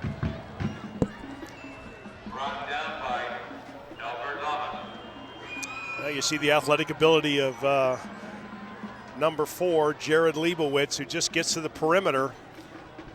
Talienko just does his thing, runs a little flag post route, finds a little opening there in a soft zone on cover 2 and makes a nice play. And then almost breaks it if it wouldn't be for number 32, Nick Downs, coming in there and finishing him off. Talienko may have gone to the end zone. This drive started back at the 11. 8th play of the drive coming up here. On 1st and 10, De Los Santos looking to get around the corner and does. Nearly a gain of 10 yards on that first down play. And the Swordsmen, inside of 2 minutes, really have got to put the brakes on if they want to come out with some positive momentum to start the second half. Because keep in mind, St. Francis won the toss, deferred the kick, and they're going to get the ball to start the 3rd quarter. And they definitely want to make a statement here and try to score on St. Paul going in the locker room, hoping to be 21-7, if not 17-7 with a field goal. De Los Santos the lone setback. It's 2nd and 2. And again, Kevin Romo come in to make the stop, chopping down De Los Santos, and again another fine play by the defensive end for the Swordsmen. He's got a key on that somewhere. He's reading that, and he just shoots a gap and comes in and takes the legs out. That's twice on De Los Santos, the number 1 rusher for St. Francis. He's got nowhere to go. Good job, and the slippery field helped Mr. Romo making that tackle. You got to like that. Now De Los Santos, nearly 700 yards coming into the game rushing on 135 carries. Here it is, 3rd and 5, and a timeout called. And I believe that'll be St. Francis burning a timeout, their first of the game. Wise move by Coach Young. He wants to gather his team. He's a pretty experienced coach for St. Francis in his 9th season. He's got a 64% winning percentage, so he knows how to get it done on the St. Francis side of the field. And so talk to his team and gather them. And again, both these teams coming in with identical 6-2 records, but it's St. Francis who have lost 2 straight.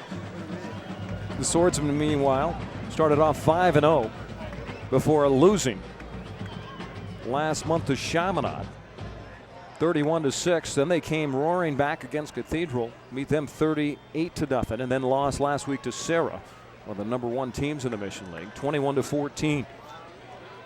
Both teams at 1-2 in league play. So this game tonight, playoff implications on the line. So St. Paul defense knows that Christian Hess, number 9, is the big play receiver, averaging 26.5 yards per catch. But he also leads the St. Francis team with 13 touchdowns.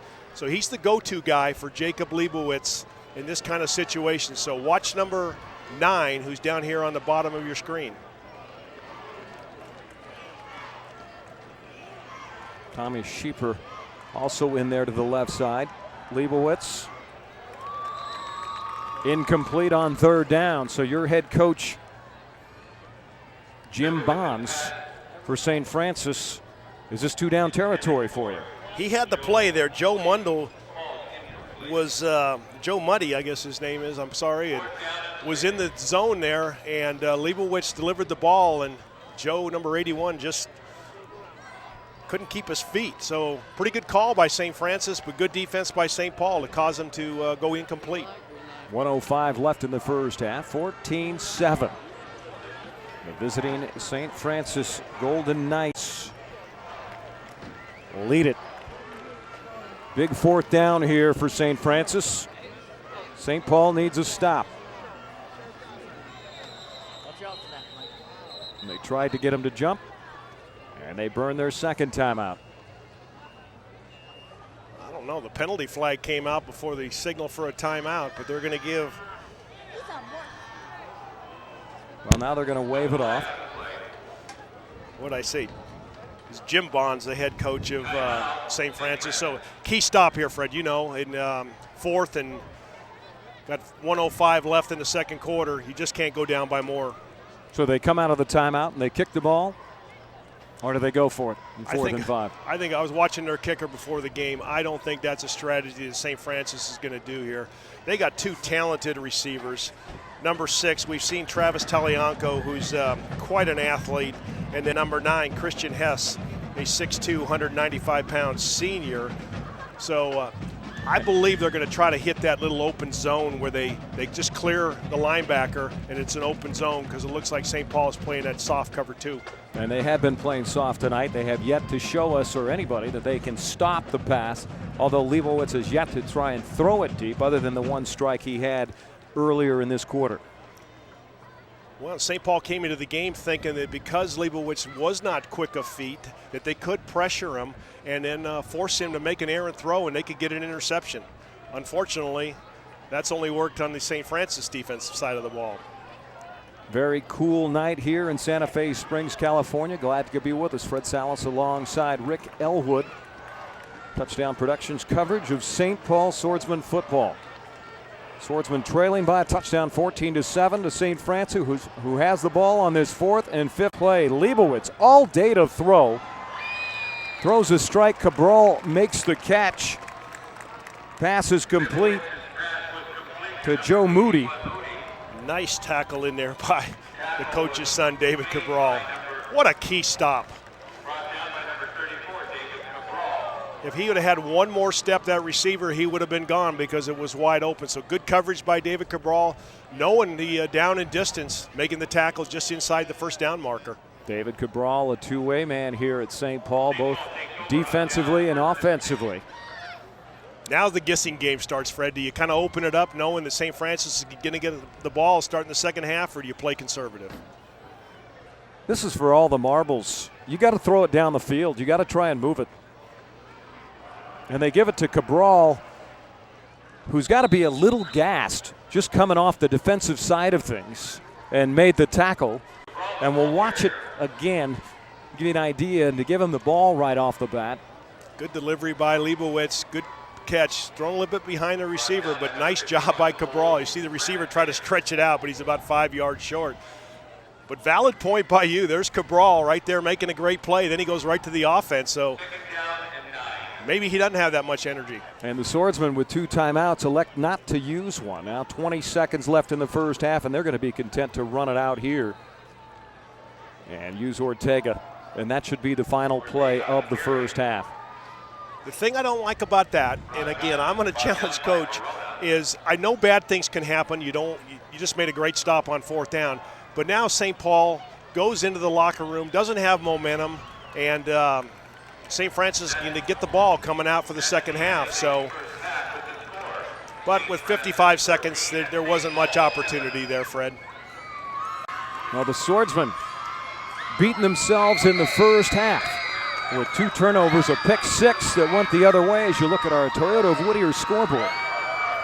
And the man, the myth, the legend, Marijon Ancich, will go to the locker room. I can tell you, I can give you part of his speech that's going to go on in there. And it's going to be a man-to-man speech because St. Paul's had their opportunities, as you talked about, Fred, and they've kind of fumbled the ball away. They've thrown interceptions, and they've had penalties that have cost them dearly. So the penalties, the pick six, and then the fumble inside the red zone.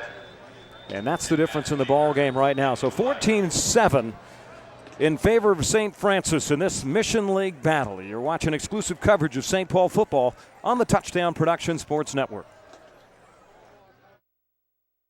When I get out of work, I'm so ready to cut loose. I head up to Commerce Casino. It's got all the party of Vegas, but my buddies are always there. I doubt they ever go home.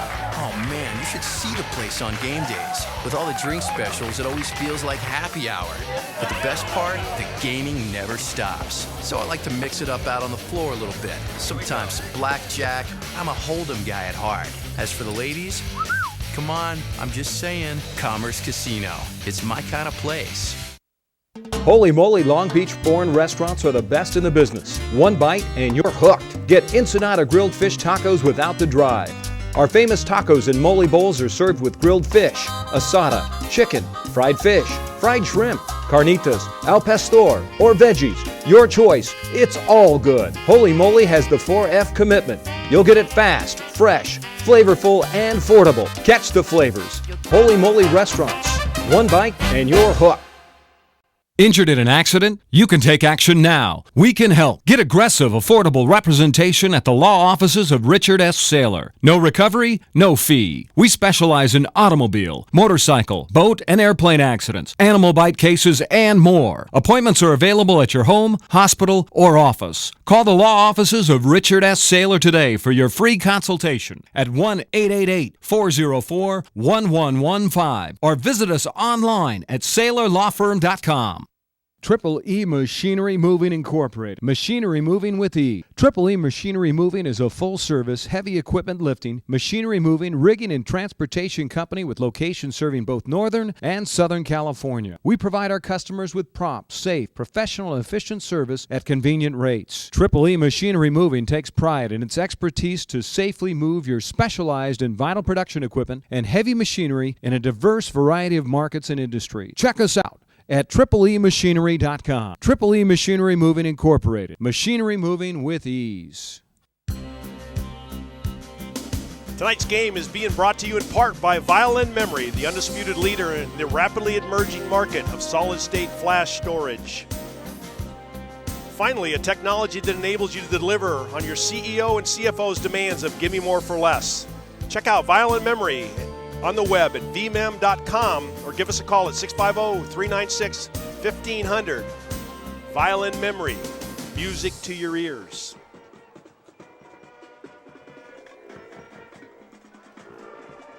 Back at Monsignor Cranham Stadium, it's halftime.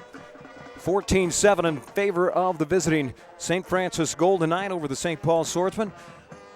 We had a chance to talk with Marijon Ancich earlier. We're going to go to the second half of that interview. Rick Ellwood and Marijon Ancich.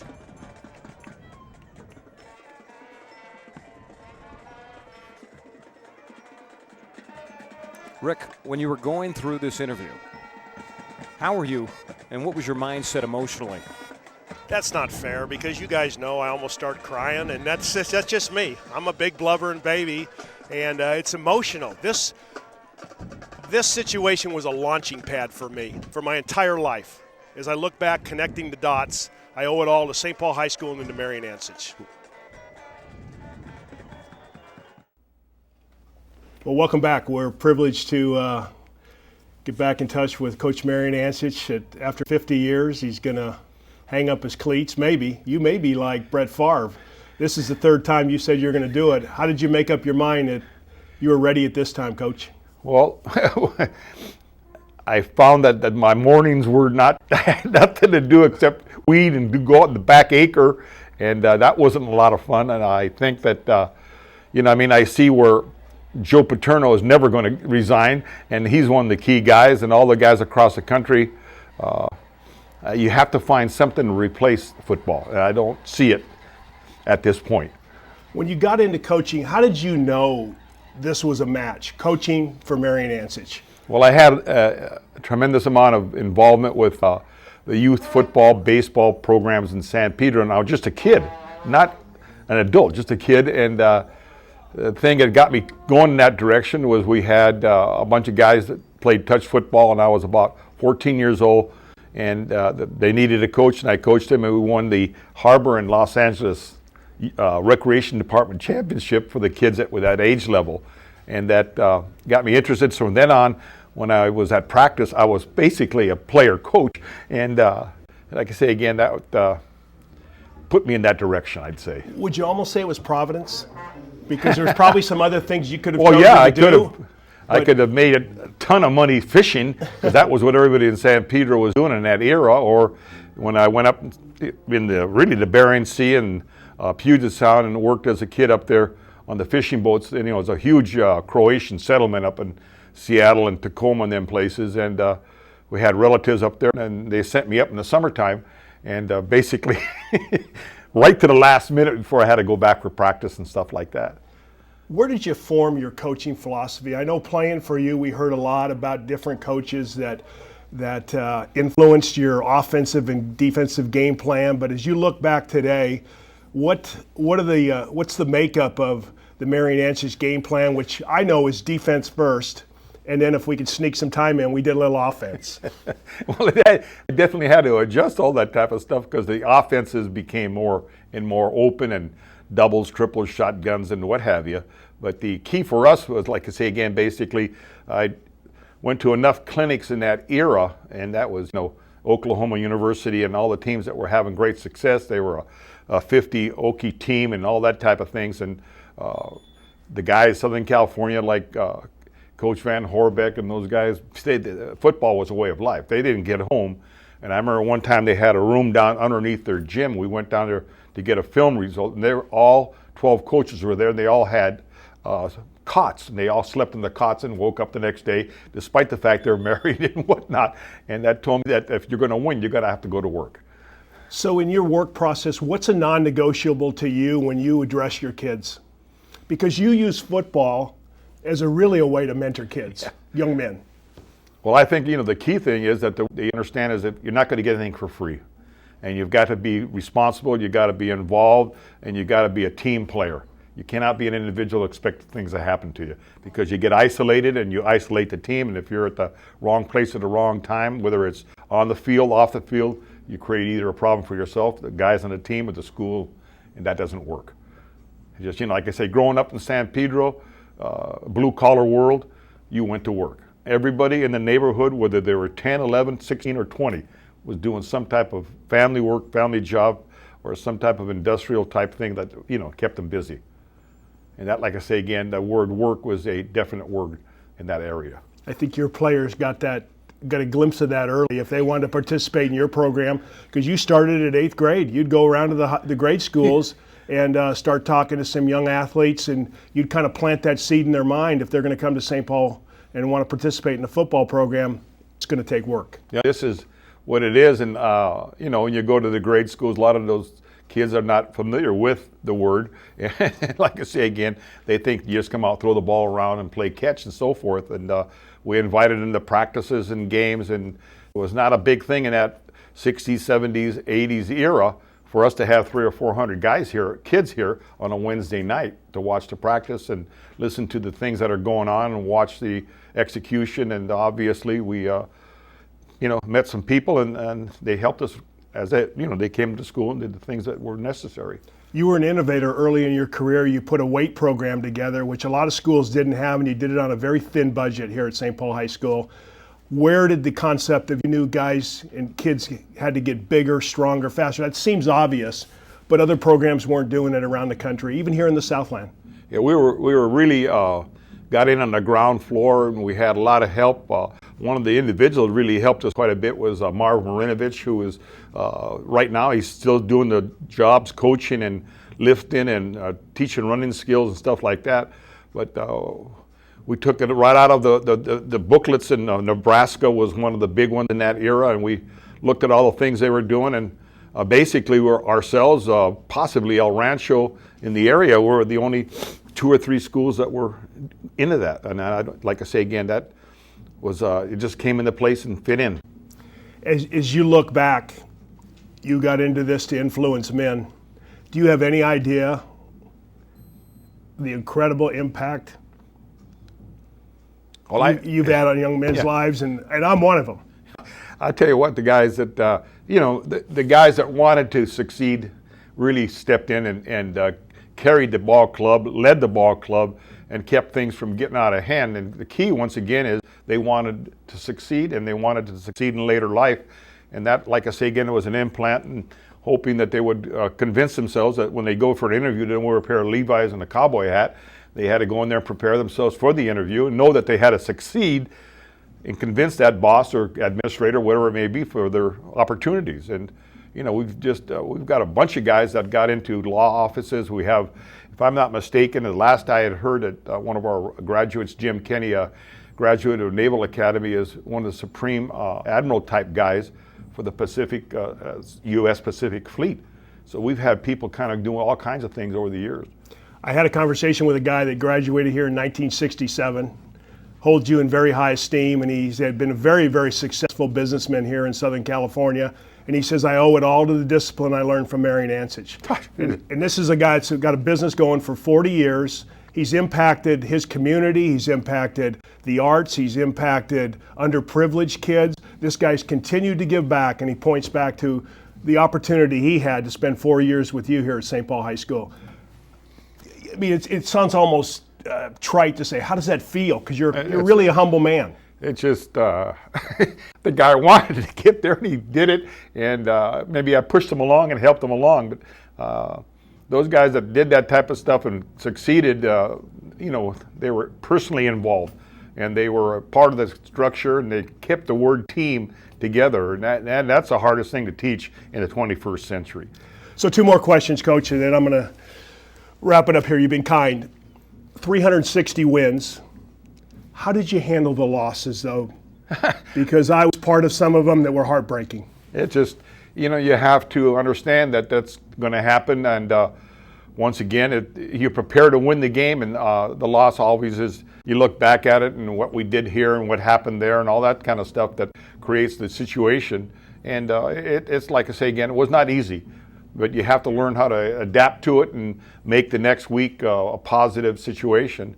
The key, once again, is not to get into a persistent losing habit, which is easy to do. Like I say again, looking at some of the guys, I think somebody had told me that in our section, 200 high schools have not had a winning season in 5 years. That is almost impossible for me to cope with, because that means either the student body can't handle it, or they're in the wrong league, and they can't get out of that, or whatever it may be. That's takes away all the spirit. Football is the first sport at schools, and that's a spirit maker, and it slackens down. But like I say again, all the schools that have good football teams usually have good discipline on the campus, and that's kind of runs hand in hand, because they got some pride and they got some things they can talk about. So when they go to the different areas, they can always talk about their team and the school and all that business. So you didn't rehash it.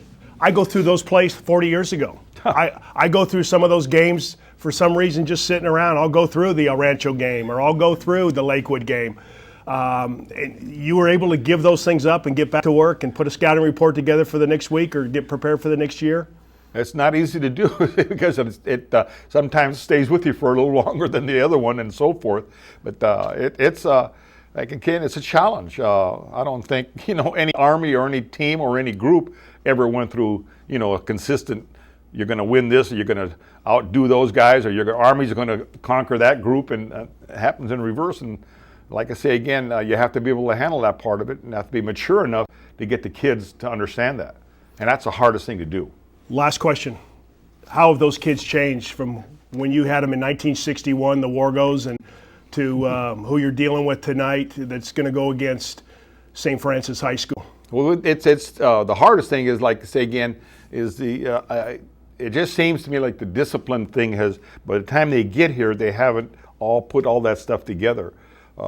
Everybody, it's a lot more laxer in the the grade schools and so forth, because they're trying to promote academics, and once again, you lose guys when you don't get them to go to class and stuff like that. And that's the hardest thing for us to deal with, is the classroom situation, adapted to the football situation. If they study, we know they're going to be successful. If they don't study, I don't care what you do. Once in a while, you get a guy that is not academic, but he can, function on the football field and do things, but it's rare. They have to be able to think. So a lot of people are asking if this program is going to be turned over to another Ancich. I don't know. I can't tell you that. Are the younger kids on your staff? Your sons? Yeah, we have one. Visco's on our staff right now, and the other boys down at Villa Park. And believe it or not, they're 8-0 right now. And tomorrow night they play Brea Linda for basically what will be the league championship. So they've got the interest in that particular field, and they enjoy it. And once again, I don't know what direction the St. Paul Swordsmen are going to go into, but I know that whoever comes in here has to understand that the student body is nowhere near what it used to be, and that's going to be a factor. There's enough kids to play in certain levels, but when you get up there and you're playing with people that have 3,000 or 4,000 students on the campus, one of the schools we played, Garfield, has 5,700 students on the campus.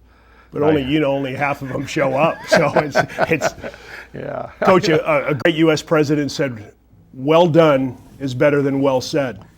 Yeah. You've done well. Thank you. Thank you. You've done a great job, and you're a real testimony to St. Paul High School football and what you've built into young men. And again, just an honor and a privilege to sit here with you today, because I was one of those guys that you took out of East LA and just said, I think this guy can do something, and you believed in me, and I thank you.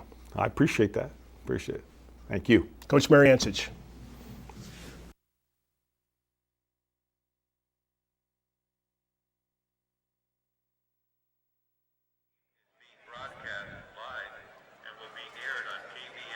Well, both teams out on the field now. We get set for second half action.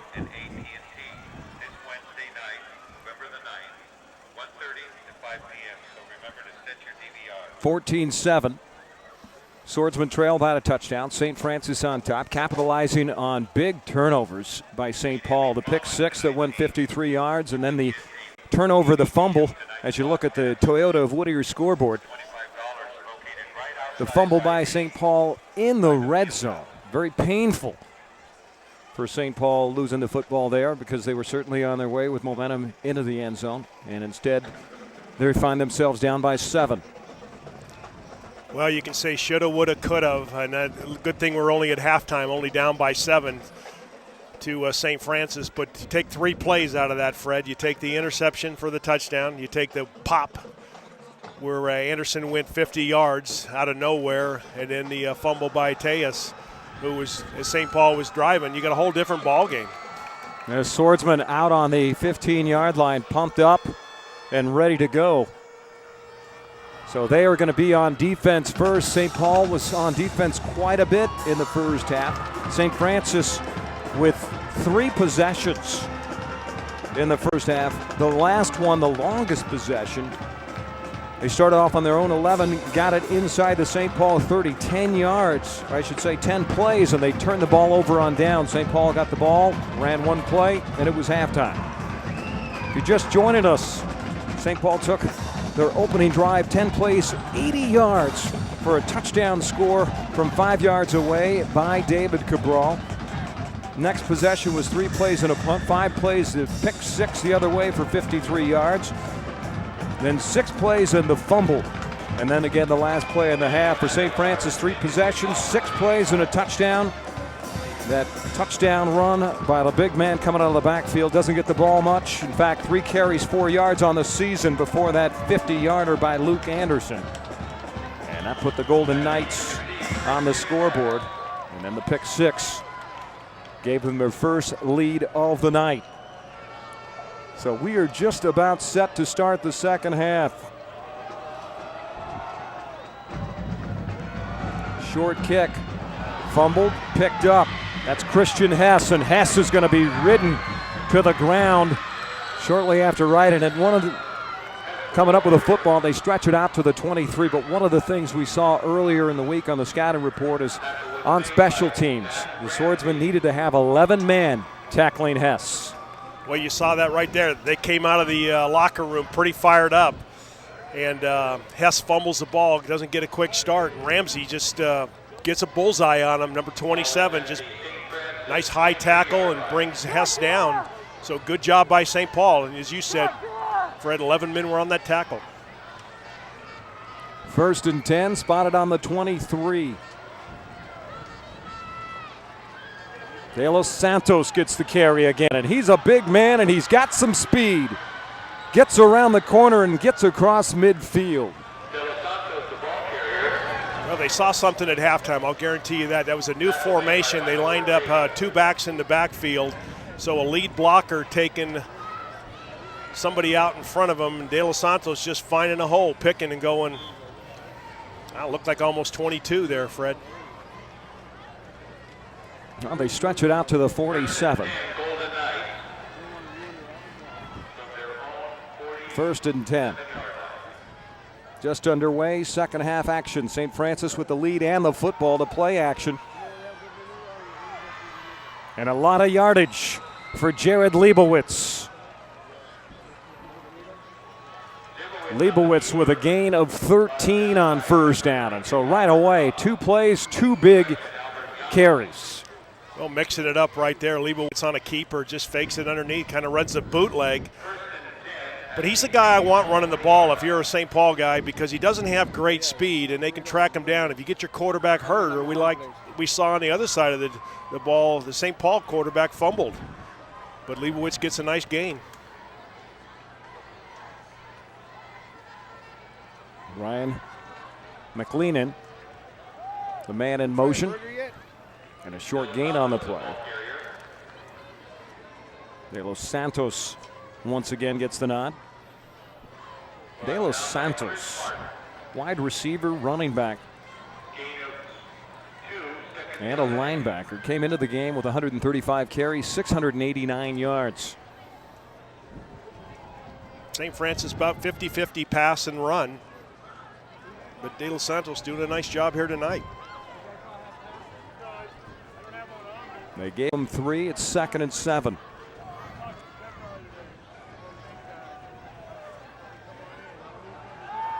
Leibowitz has a lot of targets, a lot of open men to throw to. And he throws a strike. Once again, Travis Talianco, the leading receiver for St. Francis, coming up with the big grab.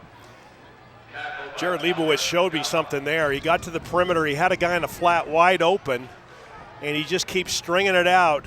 Doesn't want to take the short throw and waits for Talianco to break open in that little zone there hidden in the cover 2.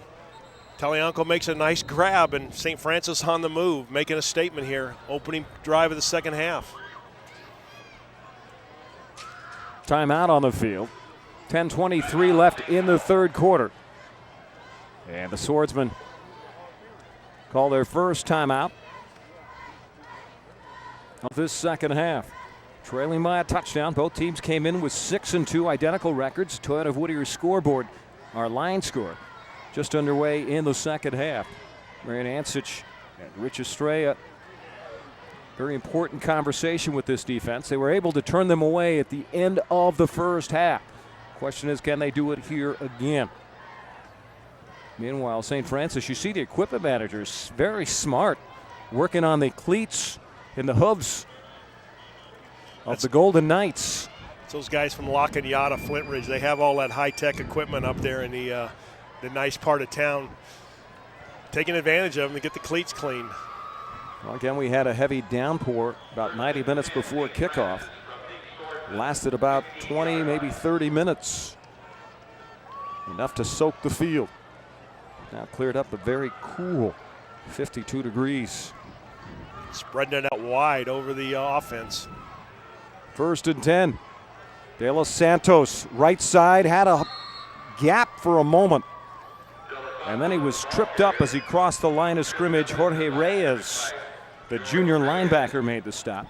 And there's where Ryan McLeenan leads the play. Number 42 was leading up in the hole, and De Los Santos just follows him. I'm probably butchering his name. His mom and dad aren't going to be happy if they get a copy of this CD from Touchdown Productions. But number 42 leading the way for De Los Santos in about a 4-yard gain. McLeenan, the best of our Knowledge having a big game here tonight. So is this man. De Los Santos breaks a tackle, cuts it into the end zone. Touchdown. And St. Francis takes a 2-score lead. Well, unfortunately, they made it look easy there on that drive. Only used one pass and 4 or 5 runs, Fred, and just dominated the St. Paul defense, getting big pieces of yardage every time they ran the football. Well, for Austin De Los Santos, that's his 4th touchdown of the season, and he picks that one up from 12 yards away. Now Billy McCreary on to add the extra point.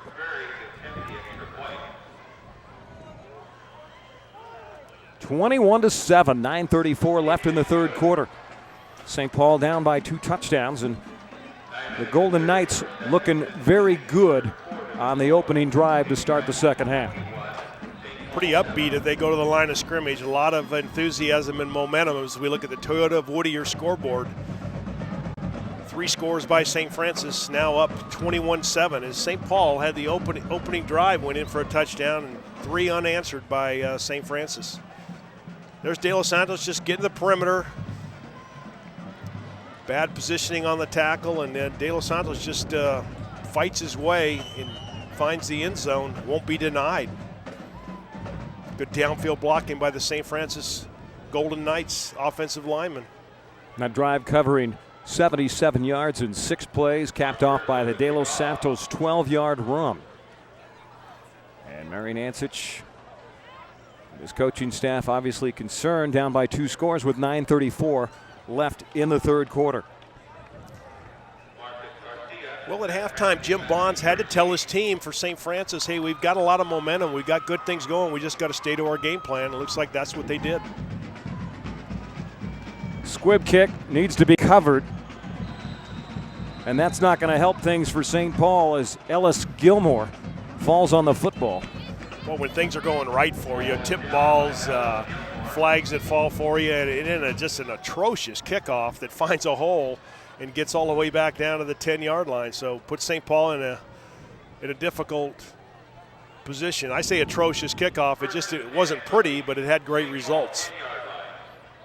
So the Swordsmen take over on their own 10.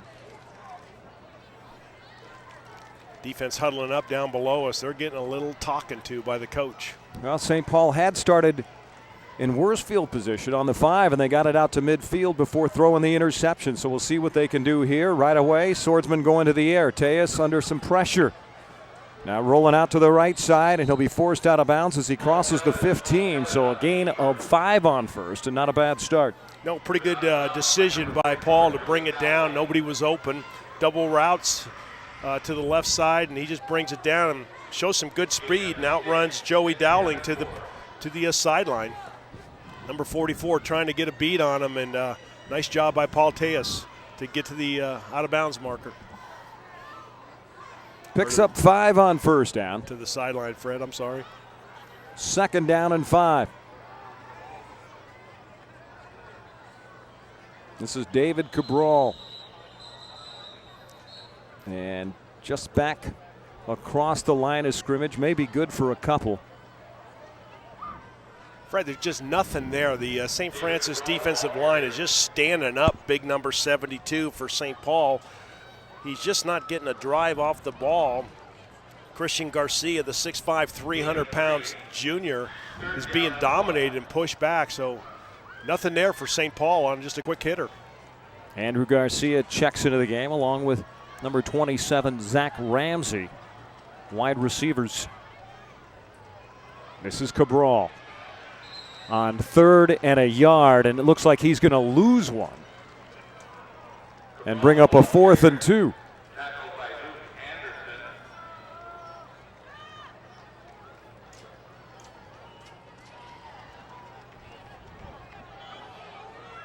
And 4th down, and this definitely is not 2-down territory. So we look at Marion. What's he going to make?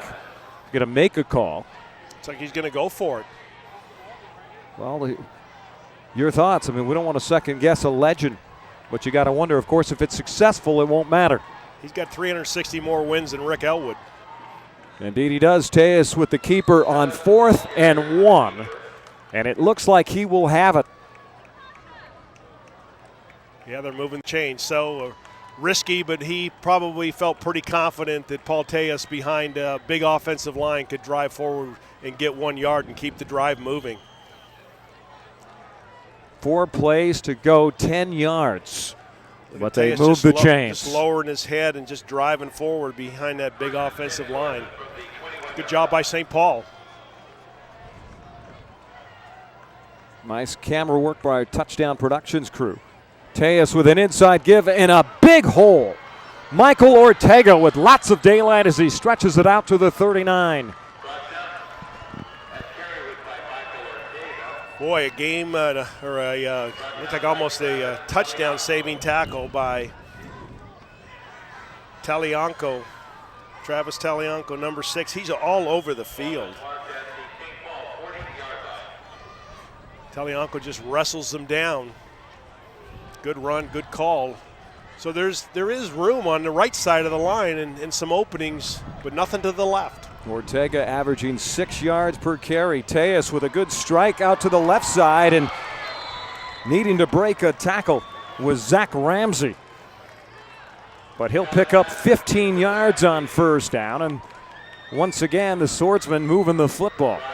Christian Hess, number 9, just making a desperate swipe at Ramsey's feet and knocking him off his feet.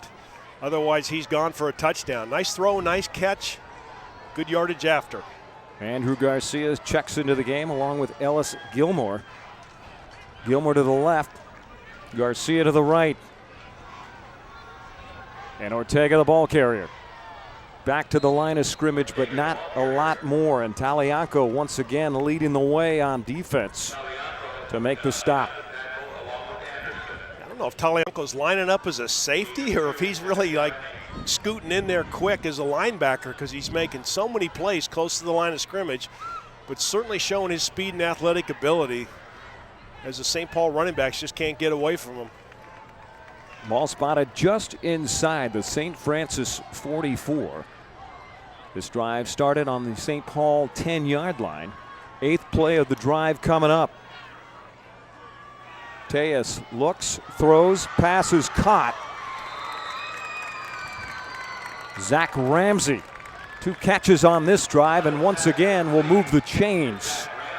And this is what we saw in the first half for the fans just joining us, Rick. The St. Paul beating themselves with the turnovers. Good route by Ramsey, comes back to the football, greets it. Hess tries to stand him up, and great move by Ramsey underneath, and then a tackle made by Joey Dowling, number 44 for St. Francis. Corral and Ortega in the backfield, and it'll be Ortega who's met immediately as he crossed the line of scrimmage. Luke Anderson coming up to make the original hit. A lot of St. Francis guys going both ways, so they got to be wearing down a little bit themselves. A pretty good drive being put together here by St. Paul, pounding it, hitting right at St. Francis.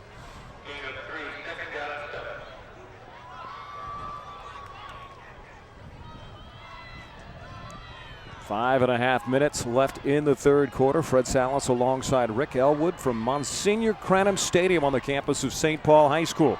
Tejas on the keeper on 2nd and 8. Little slip and slide before picking up a couple. And that'll bring up a 3rd down and 5. St. Paul trailing 21-7. They took the opening drive for 80 yards and a touchdown. But since then, the St. Francis Golden Knight, 3 unanswered scores, and they lead it by 2 touchdowns as you look at Marijon Ancich again, walking these sidelines for nearly 5 decades.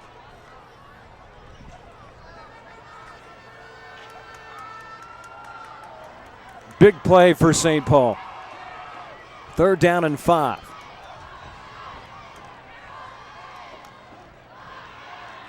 Tejas hit as he throws. He's got a man. It's Ramsey down at the 1. That's a major league throw. That Ramsey runs a little stop and go. Tejas puts the ball in the perfect position up and over the outside shoulder where only Ramsey can make that catch. Confusion. The chains have been moved. The side judge is saying that he fumbled the football out of bounds. It may end up being ruled an incomplete pass. Tejas just lays it up in the air, just a perfect throw. Ramsey running deep and throws it up over the outside shoulder, the perfect spot for that pass. It can't be defended. That is a catch, no doubt. He took 3 steps. Of course, the officials no benefit of a replay, but 3 steps inbounds. So let's check the call. He fumbled it out, and it's going to stay. It will stand. Big play for St. Paul. Excellent throw, excellent catch. Good call by the offensive side of the ball for St. Paul High School. 10th play of the drive. Touchdown. David Cabral, his second of the night. He had 1 from 5, and he picks up the next score from 1 yard away. So St. Paul, Rick drives 90 yards in 10 plays, capped off by the Cabral touchdown. And they made it look easy. A little bit of run and pass combination there, dominating the line of scrimmage. A good job by the up front boys by St. Paul. And a big kick. And a nice play. Alex Saavedra, the junior, 5'11", 268, taking over the kicking duties for the Swordsmen. And a Toyota of Whittier's scoreboard. There you see the line score. And the Swordsmen starting to climb back, trail by 7 with 4:33 left in the third quarter. Look at this, Fred. Just a turn and a handoff to Cabral. Good blocking up front, down, pushing everybody, and Cabral just lowers his shoulder, gets to the end zone. Tejas knows it, celebrating on the sideline. All of that set up by the 4th and 1, Fred. You and I were debating that, but how do you think that looks now? He's the man for a reason. 4th and 1, way back inside your own 30, and he goes for it, and he picks it up, and then 7 plays later, he's in the end zone. Yeah, I think guys that make that call and don't get it don't go 5 decades and have 360 wins. So look to us to be a gutsy call. But indeed, congratulations, the coaching staff on that one. And again, a 10-play, 90-yard drive capped off by David Cabral's 1-yard touchdown run, his second of the night and his 4th of the season. Daniel Aguilar kicks it away.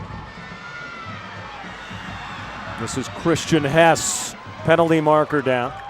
And Hess is down as he crossed the 30 and stretched it out to the 32. Coming in to make the stop was Nick Wong, the sophomore. Let's take our hat off to Daniel Aguilar, who's a sophomore, who just got told he's going to be in the kickoff duties last Wednesday night due to the kicker being out of town. So nice deep kick, nice coverage by St. Paul, and we'll take the penalty. Penalty marker, illegal use of hands. So they had it out to the 32. The ball is going to be spotted on the 16, so that penalty taking place on the 26. And that's where the Golden Knights will put it in play. With 4:25 left in the third quarter, they lead by a touchdown. Now time for St. Paul to get their chance at a turnover. Leibowitz to the workhorse, De Los Santos, and he's stopped by Cabral, and then coming in to finish off De Los Santos was Kevin Romo. Looks like there's some excitement on the defensive side of the ball for St. Paul High School, and we've called Kevin Romo's name a few times, obviously Cabral's name too. So watch Cabral make the first hit, and then a follow-up by Romo just to make sure that De Los Santos gets no forward progress. Excellent swarm of gang tackling by St. Paul High School defense. And great coverage by our touchdown production camera crew on the sidelines. Leibowitz looking for a man. That play has been wide open all night. The Swordsmen, for the 3rd time in a row, have not been able to stop it. And big yardage for St. Francis. And excellent work once again by Travis Talianco. Well, all set up by a nice move by Jared Leibowitz, who steps out of the way of the on-rushing St. Paul defender and just delivers the ball. And Talianco right in that little zone right there. You see there's a deep guy and then an underneath guy, and he knows right where to go. So Jim Bonds, good scouting and good game preparation for those calls by St. Francis. 1st and 10 from the 47. De Los Santos the lone setback. Leibowitz out of the shotgun. Once again, De Los Santos. And he's hitting the line of scrimmage with a lot of momentum. And he stretches it out to the Swordsman 45. And this is not a spot where St. Paul can trade touchdowns with St. Francis with 2:55 left in the third quarter, down 21-14. They got to make a stop or they got to get a turnover. St. Francis got to help them out here. You're watching exclusive coverage of St. Paul football on the Touchdown Production Sports Network. Glad you could be with us. We're at Monsignor Cranham Stadium. St. Francis with the lead and the football. De Los Santos on 2nd and short, close to the 1st down. So as we were going into the ball game, as we looked at the defensive keys to victory, they got to get off the ball quickly and shed blockers, and they're certainly not doing that now as the St. Francis and Golden Knights are having their way driving the ball, and they got to be aware of sets and tendencies. They got to recognize routes, get interceptions where they haven't had a chance to get there, and then certainly the key play, backs against the wall, play like it. This is a good time to step up and make a defensive play. 1st and 10 from the Swordsman 43. Golden Knights with the football. De Los Santos with a cutback as he crossed the line of scrimmage. And coming up to make the hit was Jorge Reyes.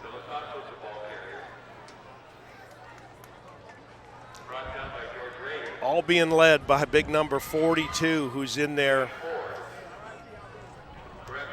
Big Ryan, who just leads the way for De Los Santos and knocks probably a couple guys out of his way for De Los Santos just to run to daylight. This drive started on the St. Francis 16. 6th play of the drive coming up. It's 2nd and 5. Leibowitz fires. Incomplete. Intended target was Ryan McLean. And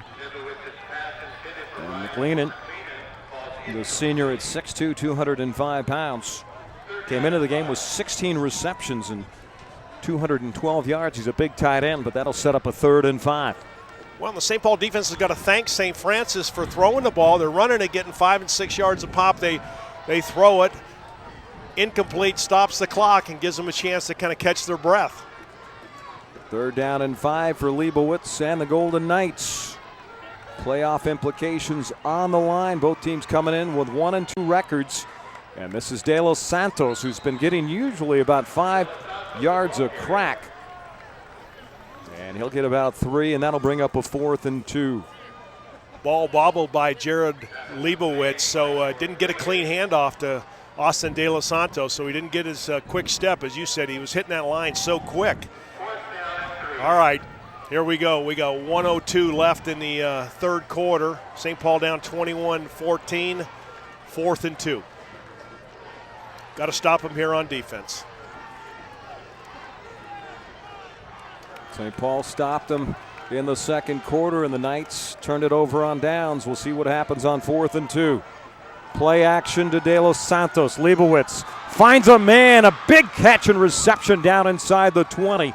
And you know he's going to get his. We talked about McLean, the tight end.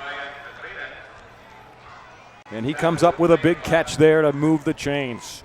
Boy, what a call, because Kevin Romo was right there, almost slapped it away, number 40. Leibowitz delivers the ball underneath. There's Kevin Romo, and McLean just gets it out on his fingertips, makes a nice catch. He's an athlete. And Gabriel Gonzalez came up to make the tackle. Ball's now on the 19, 1st and 10. Drive started on the 16, and St. Francis moving the football. Play action. Leibowitz, right side, tripped up and tackled at the 10-yard line, but some good yardage by the quarterback. Again, quarterback keeper, just kind of a bootleg. Fakes it underneath to Austin De Los Santos, and then he just breaks through the perimeter. Nobody there from St. Paul to make a stop. And Brett Larios, the man on the tackle for the Swordsmen. And that will be the final play of the third quarter. So the Swordsmen, who trailed 21-7 at halftime, after 3 quarters of plays, find themselves down 21-14.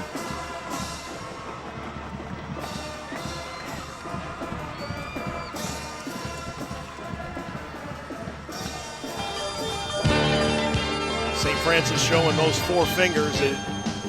Well, tonight's game being brought to you by the Commerce Casino. And holy moly, 1 bite and you're hooked. And also the law offices of Richard S. Saylor and Triple E Machinery. Machinery moving with ease. And of course our billboard scoreboard sponsor, Toyota of Whittier. And there's my company, Violin Memory, bringing you part of the game. Of course, Touchdown Productions making tonight's broadcast all possible. Glad you could be with us. You're watching exclusive coverage of CIF Southern Section football and St. Paul football on the Touchdown Productions Sports Network. Fred Salas alongside Rick Ellwood. Glad you could be with us as we move to the 4th and final quarter. On Senior Cranham Stadium on the campus of St. Paul High School. Players referring it to hallowed ground here. There's our Toyota of Whittier scoreboard, the line score. You see what's taking place tonight. Clean game, save for the mud. It's 1st and goal from the 9. And the big man into the end zone, Austin De Los Santos with the touchdown. Not even touched. Nathan Clark, number 45, lining up as the fullback in the I formation, just leads the way and blows a hole wide open for Austin De Los Santos. And De Los Santos with his 2nd touchdown of the night. And this drive covering 84 yards in 8 plays and capped off by that 9-yard rush by number 7. Austin De Los Santos. He came in with 3 touchdowns. He's got 2 here tonight. It's like a sign of frustration by the coaches from St. Paul on their sideline. And McCreary with the extra point. And the way the Swordsmen have moved the football tonight, as you look at Marion, you can't say they're out of it trailing by 2 touchdowns. They've shown that they can move the ball the entire length of the field and do it very quickly. Yeah, guard pulls, fullback Nathan Clark leads the way, and De Los Santos could have probably run up to the Whittier Hills on that one. Nobody touched him. Look at his jersey. He's had a few carries here tonight. He's played hard and performed well for the St. Francis Golden Knights. De Los Santos running back at 5'10", 180. And St. Paul will get just their 2nd possession of this half.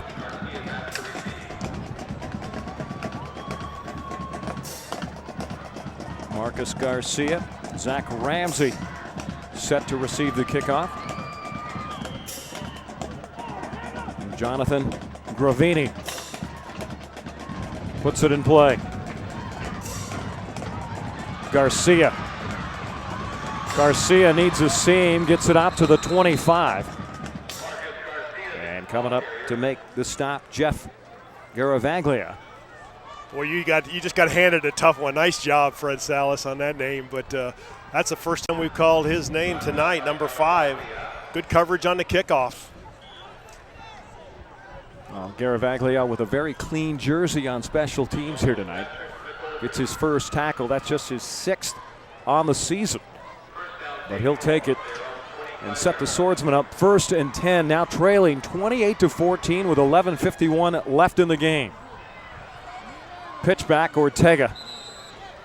And he's forced out of bounds as he crosses the 25. He'll stretch it out to the 26, and that'll bring up a 2nd and 9. Raul Castillo making a stop.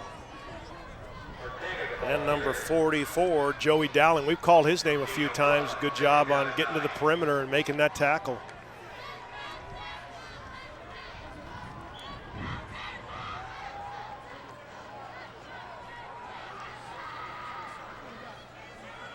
Second and 9. Inside give to Michael Ortega. And he'll gain 2 on the play. Looked like a pretty good call there. Looked like they had an opportunity to break if Ortega would have kind of found his way to the right perimeter.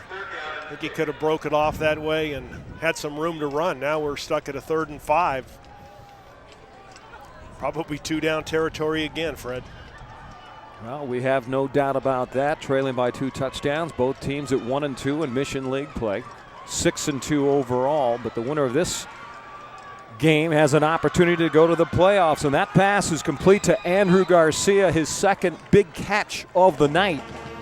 And that one was good for 9 yards and a first down for St. Paul. And Tejas showing his throwing ability. He's got a good strong arm, gets it to the perimeter. Garcia, 5'10", 161. Doubles as a defensive back as well. And you see Zach Ramsey also playing a role here tonight with that big catch that set up the Cabral touchdown in the 3rd quarter. 1st and 10, ball's on the 39. And not a lot of running room there for Ortega. Yeah, that defensive line just doing a good job. Trevor Provincio, number 76 in there, and we've called number 77, Tyler Morona's name a few times.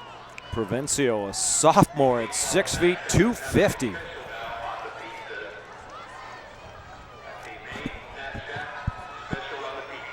No gain on the play, 2nd and 10. Tejas needs some help. Big throw to the outside. It was intended for Zach Ramsey. A little high and through the hands. And Christian Hess was defending on the play. Looked like he got his mitts on it. Probably would have been a tough catch, but certainly catchable ball when you're down by 2 scores. One of those ones that Zach Ramsey, the leading receiver for St. Paul, would probably love to have back.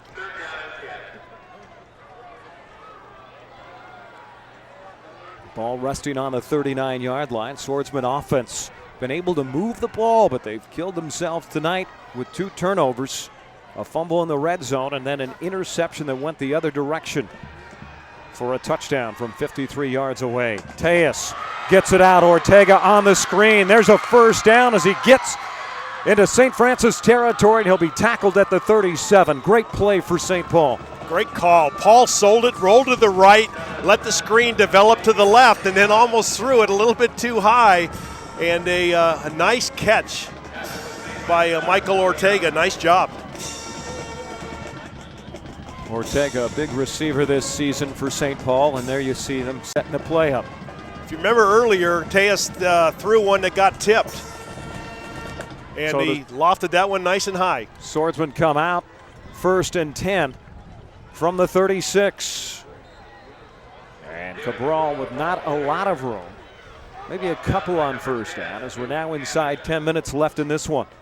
Trying to hit that quick handoff, but Matt, number 25, Matt Garcia, was there to make the stop.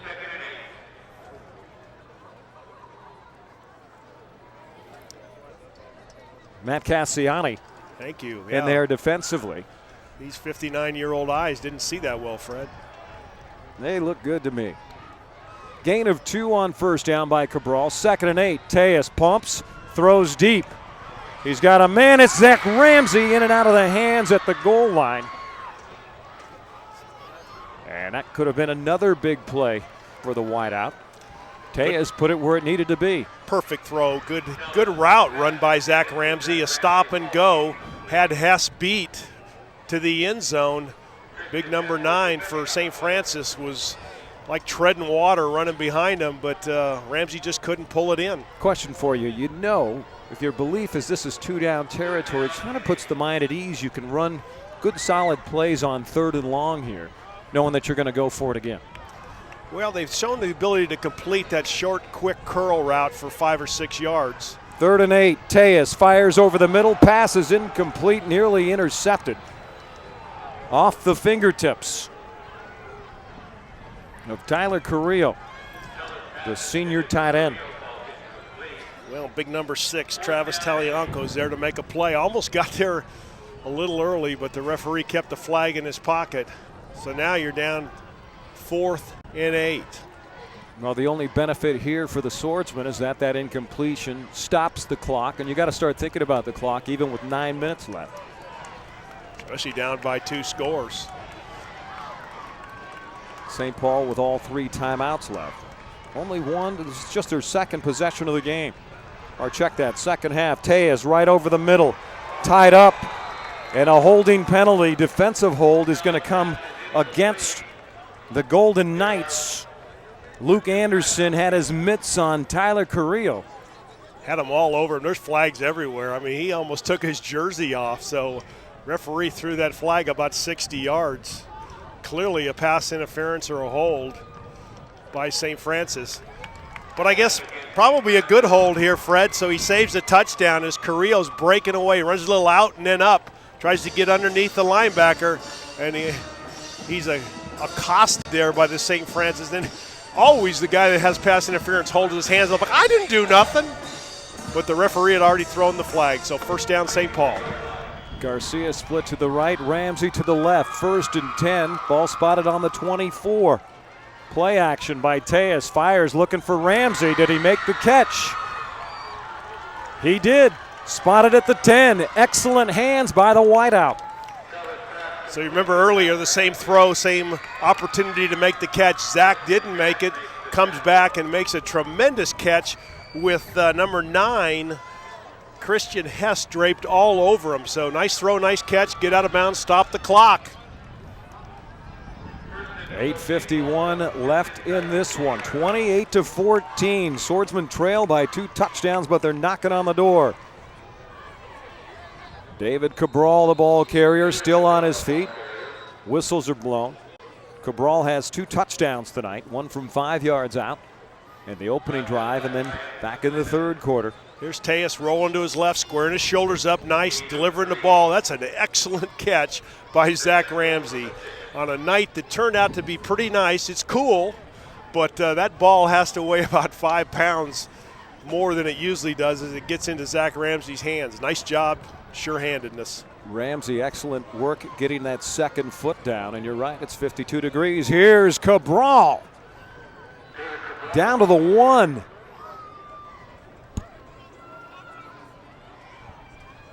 So on 2nd and goal from the 6, Cabral picks up 5 and almost skates into the end zone. Keep in mind this drive started all the way back at the Swordsman 25-yard line. Good combination of throws and catches and key plays on 3rd and 4th down so far, Fred. So a good drive by St. Paul. Let's knock it in the end zone. Tejas on the keeper. He's in. Touchdown, St. Paul. 7:37 left in the game. And the Swordsmen cut into that 14-point lead. Boy, Paul Tejas just gets behind his big offensive line and then gets it shoved by, looks like number 34 was David Cabral, was running right up his back at 190 pounds, just shoving Paul Tejas into the end zone. Alex Saavedra on to add the extra point. And a penalty marker down.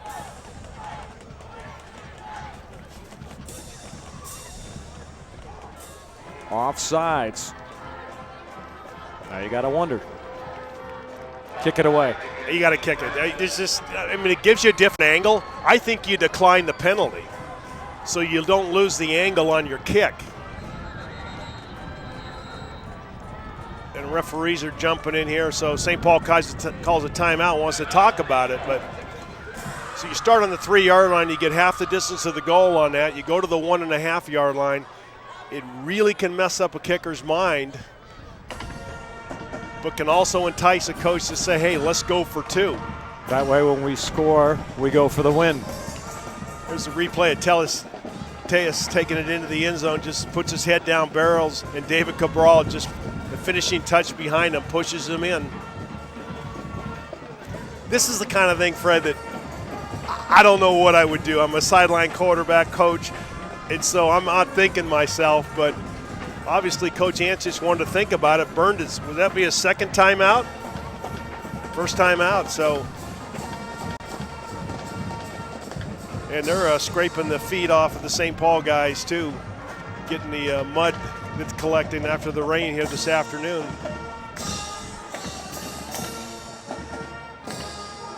So it looks like the St. Paul offense is going to go out on the field, Risky move because you know you got to go for 2 if you don't get it here, if you score that third touchdown in the second half. St. Paul, 2 possessions, 2 touchdowns. That play covering 75 yards. That drive covering 75 yards, 10 plays. And Tejas takes it in from a yard away. Here we go for the 2-point conversion. Cabral driving up the left side. It looks like he's in. He is. It's a 6-point ball game. Well, boy, I'll tell you, that's a gutsy call and a great run by David Cabral, just pounding his feet to get into the end zone. No treading water there on that drive with his legs into the end zone, getting a nice celebration. But Fred, here's the challenge. We haven't been able to stop them yet on defense. 7:37 left in the ball game. We're down by 6. Both here's teams. There's just a turn and a handoff to Cabral, a quick 36-37 power, and he just bowls his way. Good job by the offensive line, being led by the big senior number. It's number 60 or number 74 in there. One of the co-captains, Paul Governelli. Nice job. Our Toyota of Whittier's scoreboard. And what a game, 28-22. Both teams with 2 possessions, both teams with 2 touchdowns here in the second half. Swordsmen, if they want to come out on top of this one, are going to need a stop. Been a lot of magic happen here in the pit. Maybe it can happen again here tonight. Daniel Aguilar with the squib kick. I think the Swordsmen were offsides, so that'll cost them 5.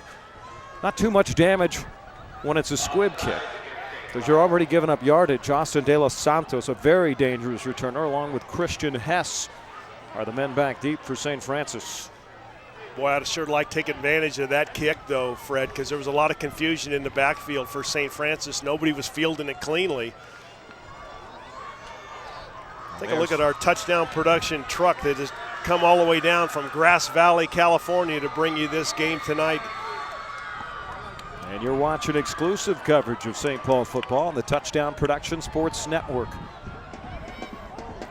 Root for us, though, Fred. That truck will be driving back to Grass Valley up around Sacramento Sunday afternoon as Gilbert M. Dominguez and Rick Ellwood riding shotgun head that thing back up north. Our executive producer and director that made this broadcast possible, Gilbert Dominguez, class of 71, St. Paul. And we'll do it again. And a little pooch kick, and this is going to be taken by Christian Hess, a dangerous returner from the 21, finds a seam. And he gets it out nearly to midfield. And a very good job making the tackle was Nick Wong. That's his 2nd tackle on special teams tonight. The sophomore doing a good job. And Hess, look at the size of that young man. Senior at 6'2", 195. Could be playing on Saturdays. He's got some athletic ability, and certainly Talianco is a good athlete. And Jared Leibowitz has already decided he's going to go to San Jose State, even though he's only a junior. Leibowitz out of the shotgun, play action, and in trouble is Leibowitz. And he'll get back to the line of scrimmage, nothing more.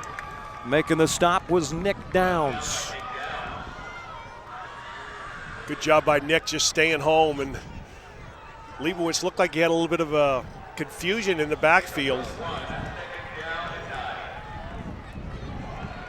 Anytime they don't give the ball to Austin De Los Santos, I think St. Paul ought to be happy here. 2nd and 10 for the Golden Knights. They lead 28-26, now inside 7 minutes left in the game. Leibowitz out of the shotgun.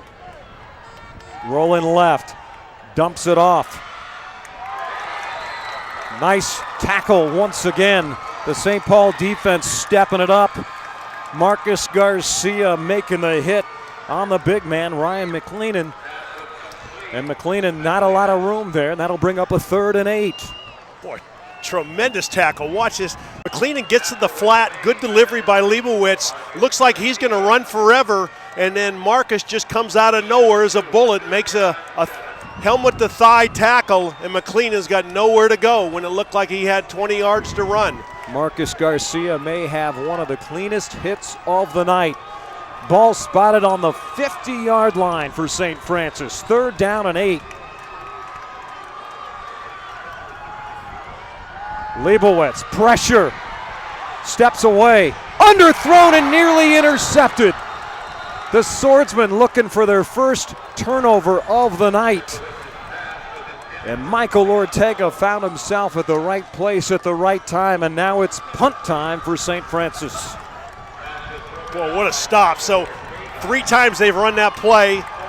They've let Talianco get back open in the zone. This time the defender just drifts back, gets in front of the pass, could have made an interception, had his hands on the ball. Excellent defensive play. Good pressure on Jared Leibowitz too, I'm sorry. It's getting cold here, Fred. 52 degrees right now. Forrest Ankerruns puts his boot into it, and it takes a very nice hop for St. Francis. Marcus Garcia was in the neighborhood. And once again, St. Paul will get the football in their own territory. Now, this is going to be the 3rd drive for the Swordsmen here in the second half. They get the ball with 5 minutes, 45 seconds left. They're down by 6 points, 28-22. They drove 90 yards for a touchdown. Look at Coach, he's going, oh my gosh, we had an opportunity to make an interception. But I think he's still got to feel proud of the defense that they made a big play, stopped them, and forced the punt. Now they've got 90 yards, Fred. Well, they did it once. They also did it from 75 yards away their last drive. And right up the gut is David Cabral. No gain on the play. Joey Dowling leading the way. Leads the team in tackles with 66, and he's had a handful here tonight. Well, you can see why. Joey just good form. His rear end low, his legs driving, and then nowhere to go for that running back. Nice tackle by Joey. Derek Gallegos checks in along with Ellis Gilmore. Temperatures actually raised a little bit. Now 55 degrees here at Monsignor Cranham Stadium. Here goes 2nd and 9. Big hole for Ortega. Needed to slip a tackle. He'll stretch it out to the 18. Travis Talianco once again been all over the field tonight. And just an athletic play. If he doesn't make that play, or he's a step slower, Michael Ortega is gone up the left sideline. So, but it gets him a nice 3rd and short situation. Ball's on the 18, 3rd and 2. Cabral breaks some tackles and gets out to the 30-yard line, dragging defenders with him. 1st down, St. Paul. Boy, Cabral delivering the pads hard and low. Good drive by the offensive line, creating a hole, and Cabral just won't be denied as he takes it in there on that 36 power. Looks like the defense for St. Francis might be getting a little tired. Good blocking too there by big number 72, Christian Garcia. And Christian Hess, the big number 9, able to stand in the way of Cabral to bring him down. Play action by Tejas. He's got the out and up, and that pass is nearly completed to number 27, Zach Ramsey. There's a penalty marker down, and on the turn, he was held. Always has a possibility to happen, Fred, on a double move when the defenders beat. So watch it on the replay here. Tejas lets it go. Hold it, Mike open. Looked like Ramsey had an opportunity to make a catch, but certainly a pass interference or holding on St. Francis gives St. Paul a 1st down.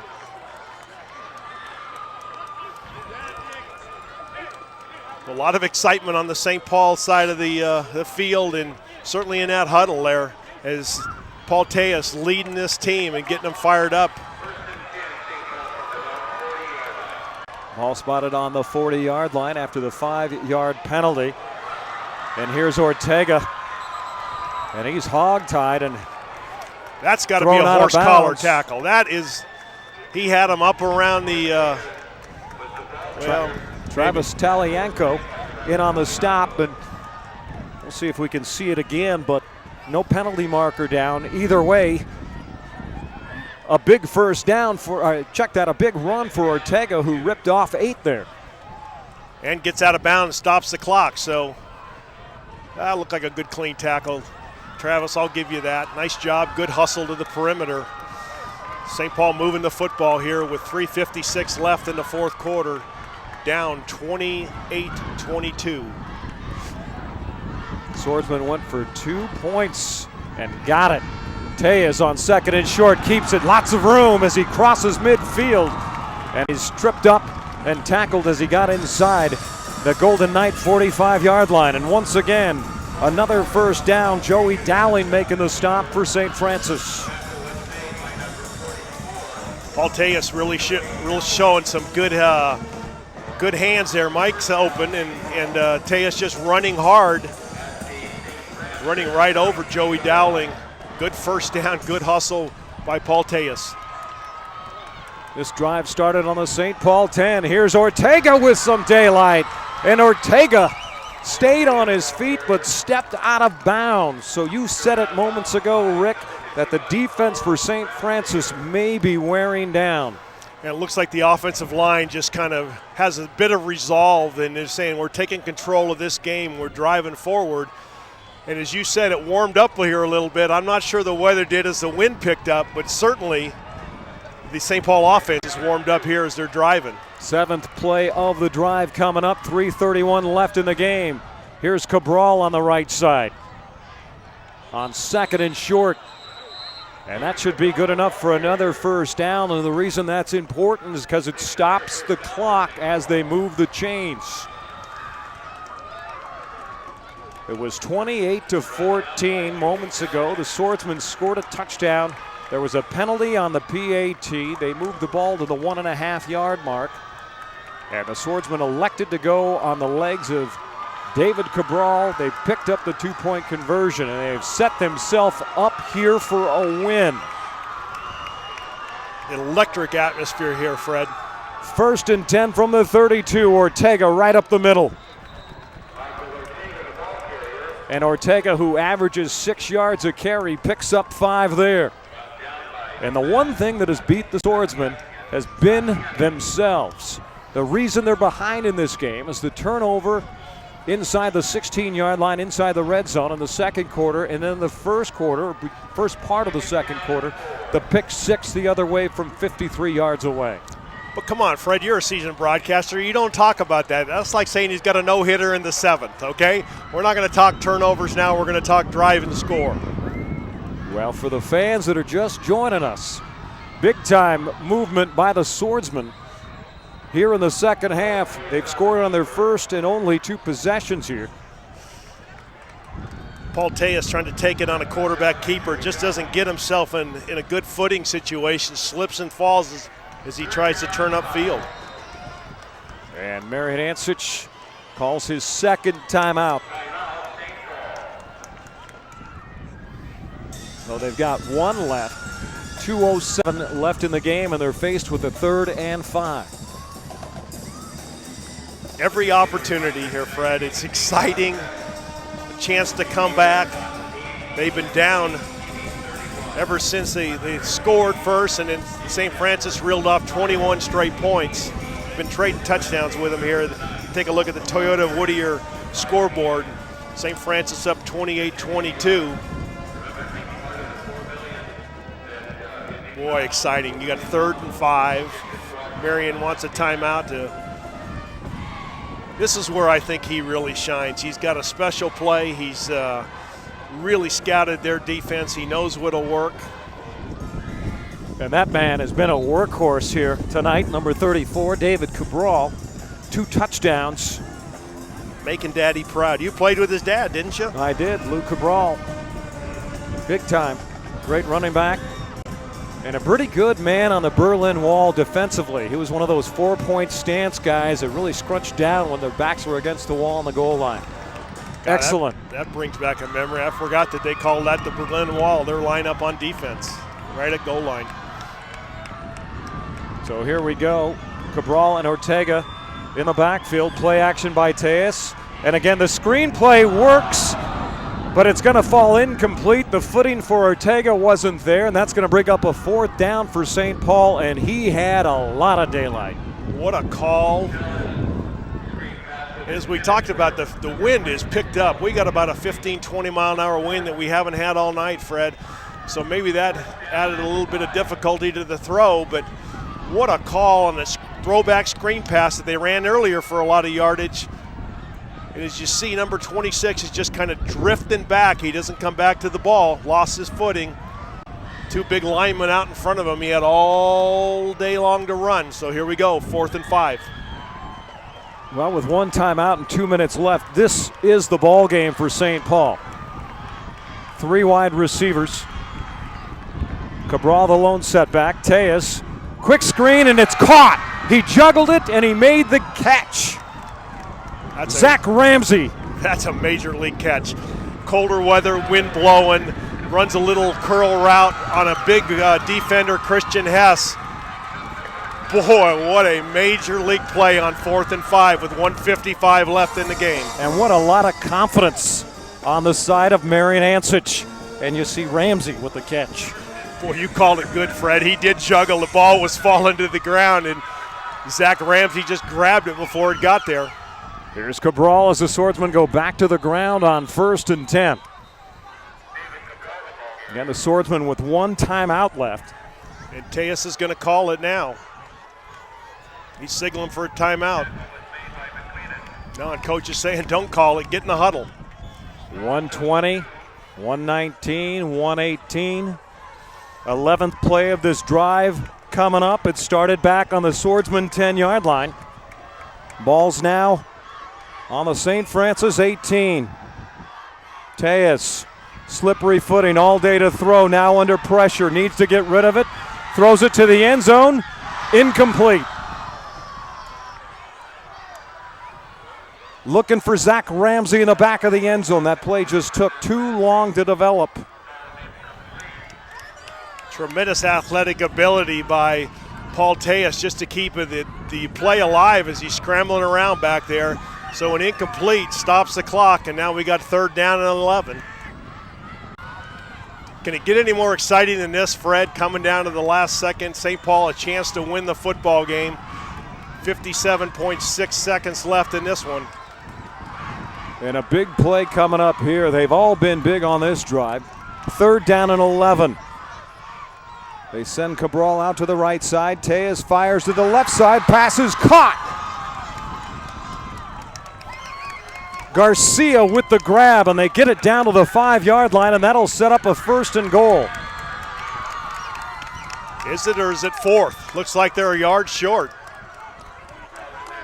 Check it. He's stepped out at the 10-yard line. Here's Tejas backing up. Nice delivery, nice throw. Underneath to number 11, Andrew Garcia, who's made a couple key catches. 4th and 1. Here's Cabral. He needs to get inside the 10, and it's going to be close. It's going to be very close on 4th down. He needed to get inside the 10. They mark it inside the 10.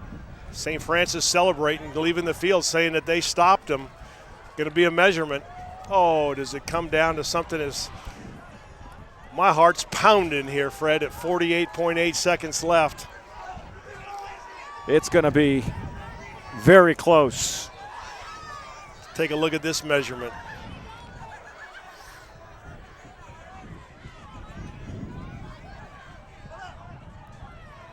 And if he gets it, it'll be by the nose of the football. And the Swordsmen have been stopped with 48.8 seconds left in this one. David Cabral just denied that one extra step, 1 foot. Oh my gosh, what a very, very difficult loss as they were driving, had to go 90 yards the length of the field and got it down to the 10-yard line. So the Swordsmen go 80 yards on 12 plays, and they are stopped inches shy of a 1st down. They have 1 timeout left, but it's not enough. Leibowitz will take a knee. And for Marijon Ancich in his final home game, considering the circumstances, And the team they were playing, they gave it all they had. And we've talked about a game of inches many times. And that's exactly what we mean. Well, as you said earlier and well described, that they, with the interception for a touchdown and the quick hitter when they had 4th and 1, they just got behind. And St. Francis, to the victors go the spoil. And there you see a very disappointed Marijon Ancich here in the pit, losing St. Francis 28-22 when they had an opportunity to possibly take it in. And there's Jim Bonds, the head coach for the St. Francis Golden Knights, celebrating. Well, 28-22 will be the final here from Monsignor Cranham Stadium. And what a great effort by St. Paul, but they came up just shy of seeing that dream become a reality for Marion, his final home game. Yeah, that's got to be a tough one. That just kind of rips your gut out. And that's what I asked him in that interview is, how do you deal with losses like that when you're seeing you had every opportunity to win the game? You made some critical mistakes early. Your guys fought back, came back, and put themselves in a position to win and come up an inch short. Guess you got to take your hat off to St. Francis, who stood up on a 4th and 1, and that defensive line of theirs made the play. Well, you know, 3 possessions for St. Paul, only 3 possessions in the second half. They score on the first 2, and on the third possession, they drive 80 yards, so you do have to hand it to the Golden Knights, who bent on that final drive, but didn't break when it counted. And St. Paul wasted no time. They had 1 timeout left on that 4th and 1. They got up on the line of scrimmage and then tried to pound it in, and it looked like Cabral may have had it. But he needed to get a little bit further inside the 10-yard line in order to move the chains for the final time tonight. Or what could have been the final time tonight. But there you see Marion. Well, they ran the same play that they scored on twice, that Cabral scored on, so they're pretty confident on a 36 power and just didn't get there. Now we're going to take a break and come back with more right after this. When I get out of work, I'm so ready to cut loose. I hit up the Commerce Casino. It's got all the party of Vegas, but my buddies are always there. I doubt they ever go home. Oh man, you should see the place on game days. With all the drink specials, it always feels like happy hour. But the best part, the gaming never stops. So I like to mix it up out on the floor a little bit. Sometimes some blackjack. I'm a Hold'em guy at heart. As for the ladies, come on, I'm just saying, Commerce Casino. It's my kind of place. Holy moly, Long Beach-born restaurants are the best in the business. One bite and you're hooked. Get Ensenada grilled fish tacos without the drive. Our famous tacos and mole bowls are served with grilled fish, asada, chicken, fried fish, fried shrimp, carnitas, al pastor, or veggies. Your choice. It's all good. Holy moly has the 4F commitment. You'll get it fast, fresh, flavorful, and affordable. Catch the flavors. Holy moly restaurants. One bite and you're hooked. Injured in an accident? You can take action now. We can help. Get aggressive, affordable representation at the law offices of Richard S. Saylor. No recovery, no fee. We specialize in automobile, motorcycle, boat, and airplane accidents, animal bite cases, and more. Appointments are available at your home, hospital, or office. Call the law offices of Richard S. Saylor today for your free consultation at 1-888-404-1115 or visit us online at saylorlawfirm.com. Triple E Machinery Moving Incorporated. Machinery moving with E. Triple E Machinery Moving is a full-service, heavy equipment lifting, machinery moving, rigging, and transportation company with locations serving both Northern and Southern California. We provide our customers with prompt, safe, professional, and efficient service at convenient rates. Triple E Machinery Moving takes pride in its expertise to safely move your specialized and vital production equipment and heavy machinery in a diverse variety of markets and industry. Check us out at triplemachinery.com. Triple E Machinery Moving Incorporated. Machinery moving with ease. Game is being brought to you in part by Violin Memory, the undisputed leader in the rapidly emerging market of solid-state flash storage. Let us show you how our proven and tested technology will help you achieve your key data center objectives of virtualization, consolidation, database, and application performance, or simply provide timely results from your real-time business analytics data warehouse. Violin memory, music to your ears.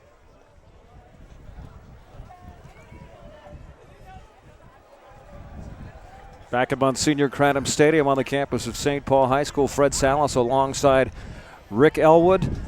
And Rick, it's been an exciting week preparing for tonight's game, the pep rally, and the exciting matchup between St. Francis and St. Paul in the Mission League CIF Southern Section football action. And it was great working with you as well. Fred, I really enjoyed it. What a great opportunity and a privilege. And thanks to Gilbert Dominguez for having the vision to bring Touchdown Productions in to do this game. A tough loss for St. Paul High School, who travels to Harvard Westlake for probably the final game of their season. And a more difficult loss for the seniors. This was senior night tonight, and the parents of all the seniors here. And I want to take my hat off to one senior, number 50. A young man who's in his senior year, Chris Alonzo, who travels in all the way from Huntington Park, takes a taxi in, and here and home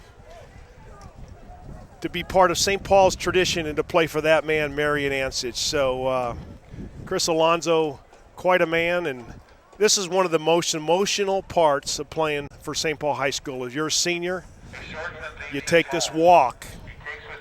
You know it's the last time you'll take this. And the sophomores, juniors, are waiting there, and they're going to pat you on the back. And the coaches are there at the end to congratulate you on everything you've contributed to St. Paul High School in your career of playing. And Marijon, knowing after 5 decades, his last game, almost a gridiron, I don't want to say masterpiece, but it was an exciting game for the last game. Well, for something that the viewers got to think about here real quickly is St. Francis has an enrollment of almost 700 all boys. Here at St. Paul High School, there's only about 200 boys. Well, not a lot to choose from, and he fields a team that's football excellence time and time again. So as we roll out of Monsignor Cranham Stadium in Santa Fe Springs, I'd like to thank everybody that made tonight's Touchdown Productions and exclusive coverage of St. Paul football possible. Thanks to our cameramen doing a great job out in a rainy, cold night. Dan O'Connell, Chris Glass, Dave Brown, and Jerry Duran. Thank you guys for great shots. Announcers for tonight's game, Fred Salas, class of 1982, Rick Ellwood, class of 1971. Indeed, it's been a great night. Our final score, St. Francis 28, St. Paul 22. From St. Paul High School in Santa Fe Springs, California, for Rick Ellwood, I'm Fred Salas saying so long from Monsignor Cranham Stadium. Good night, everybody.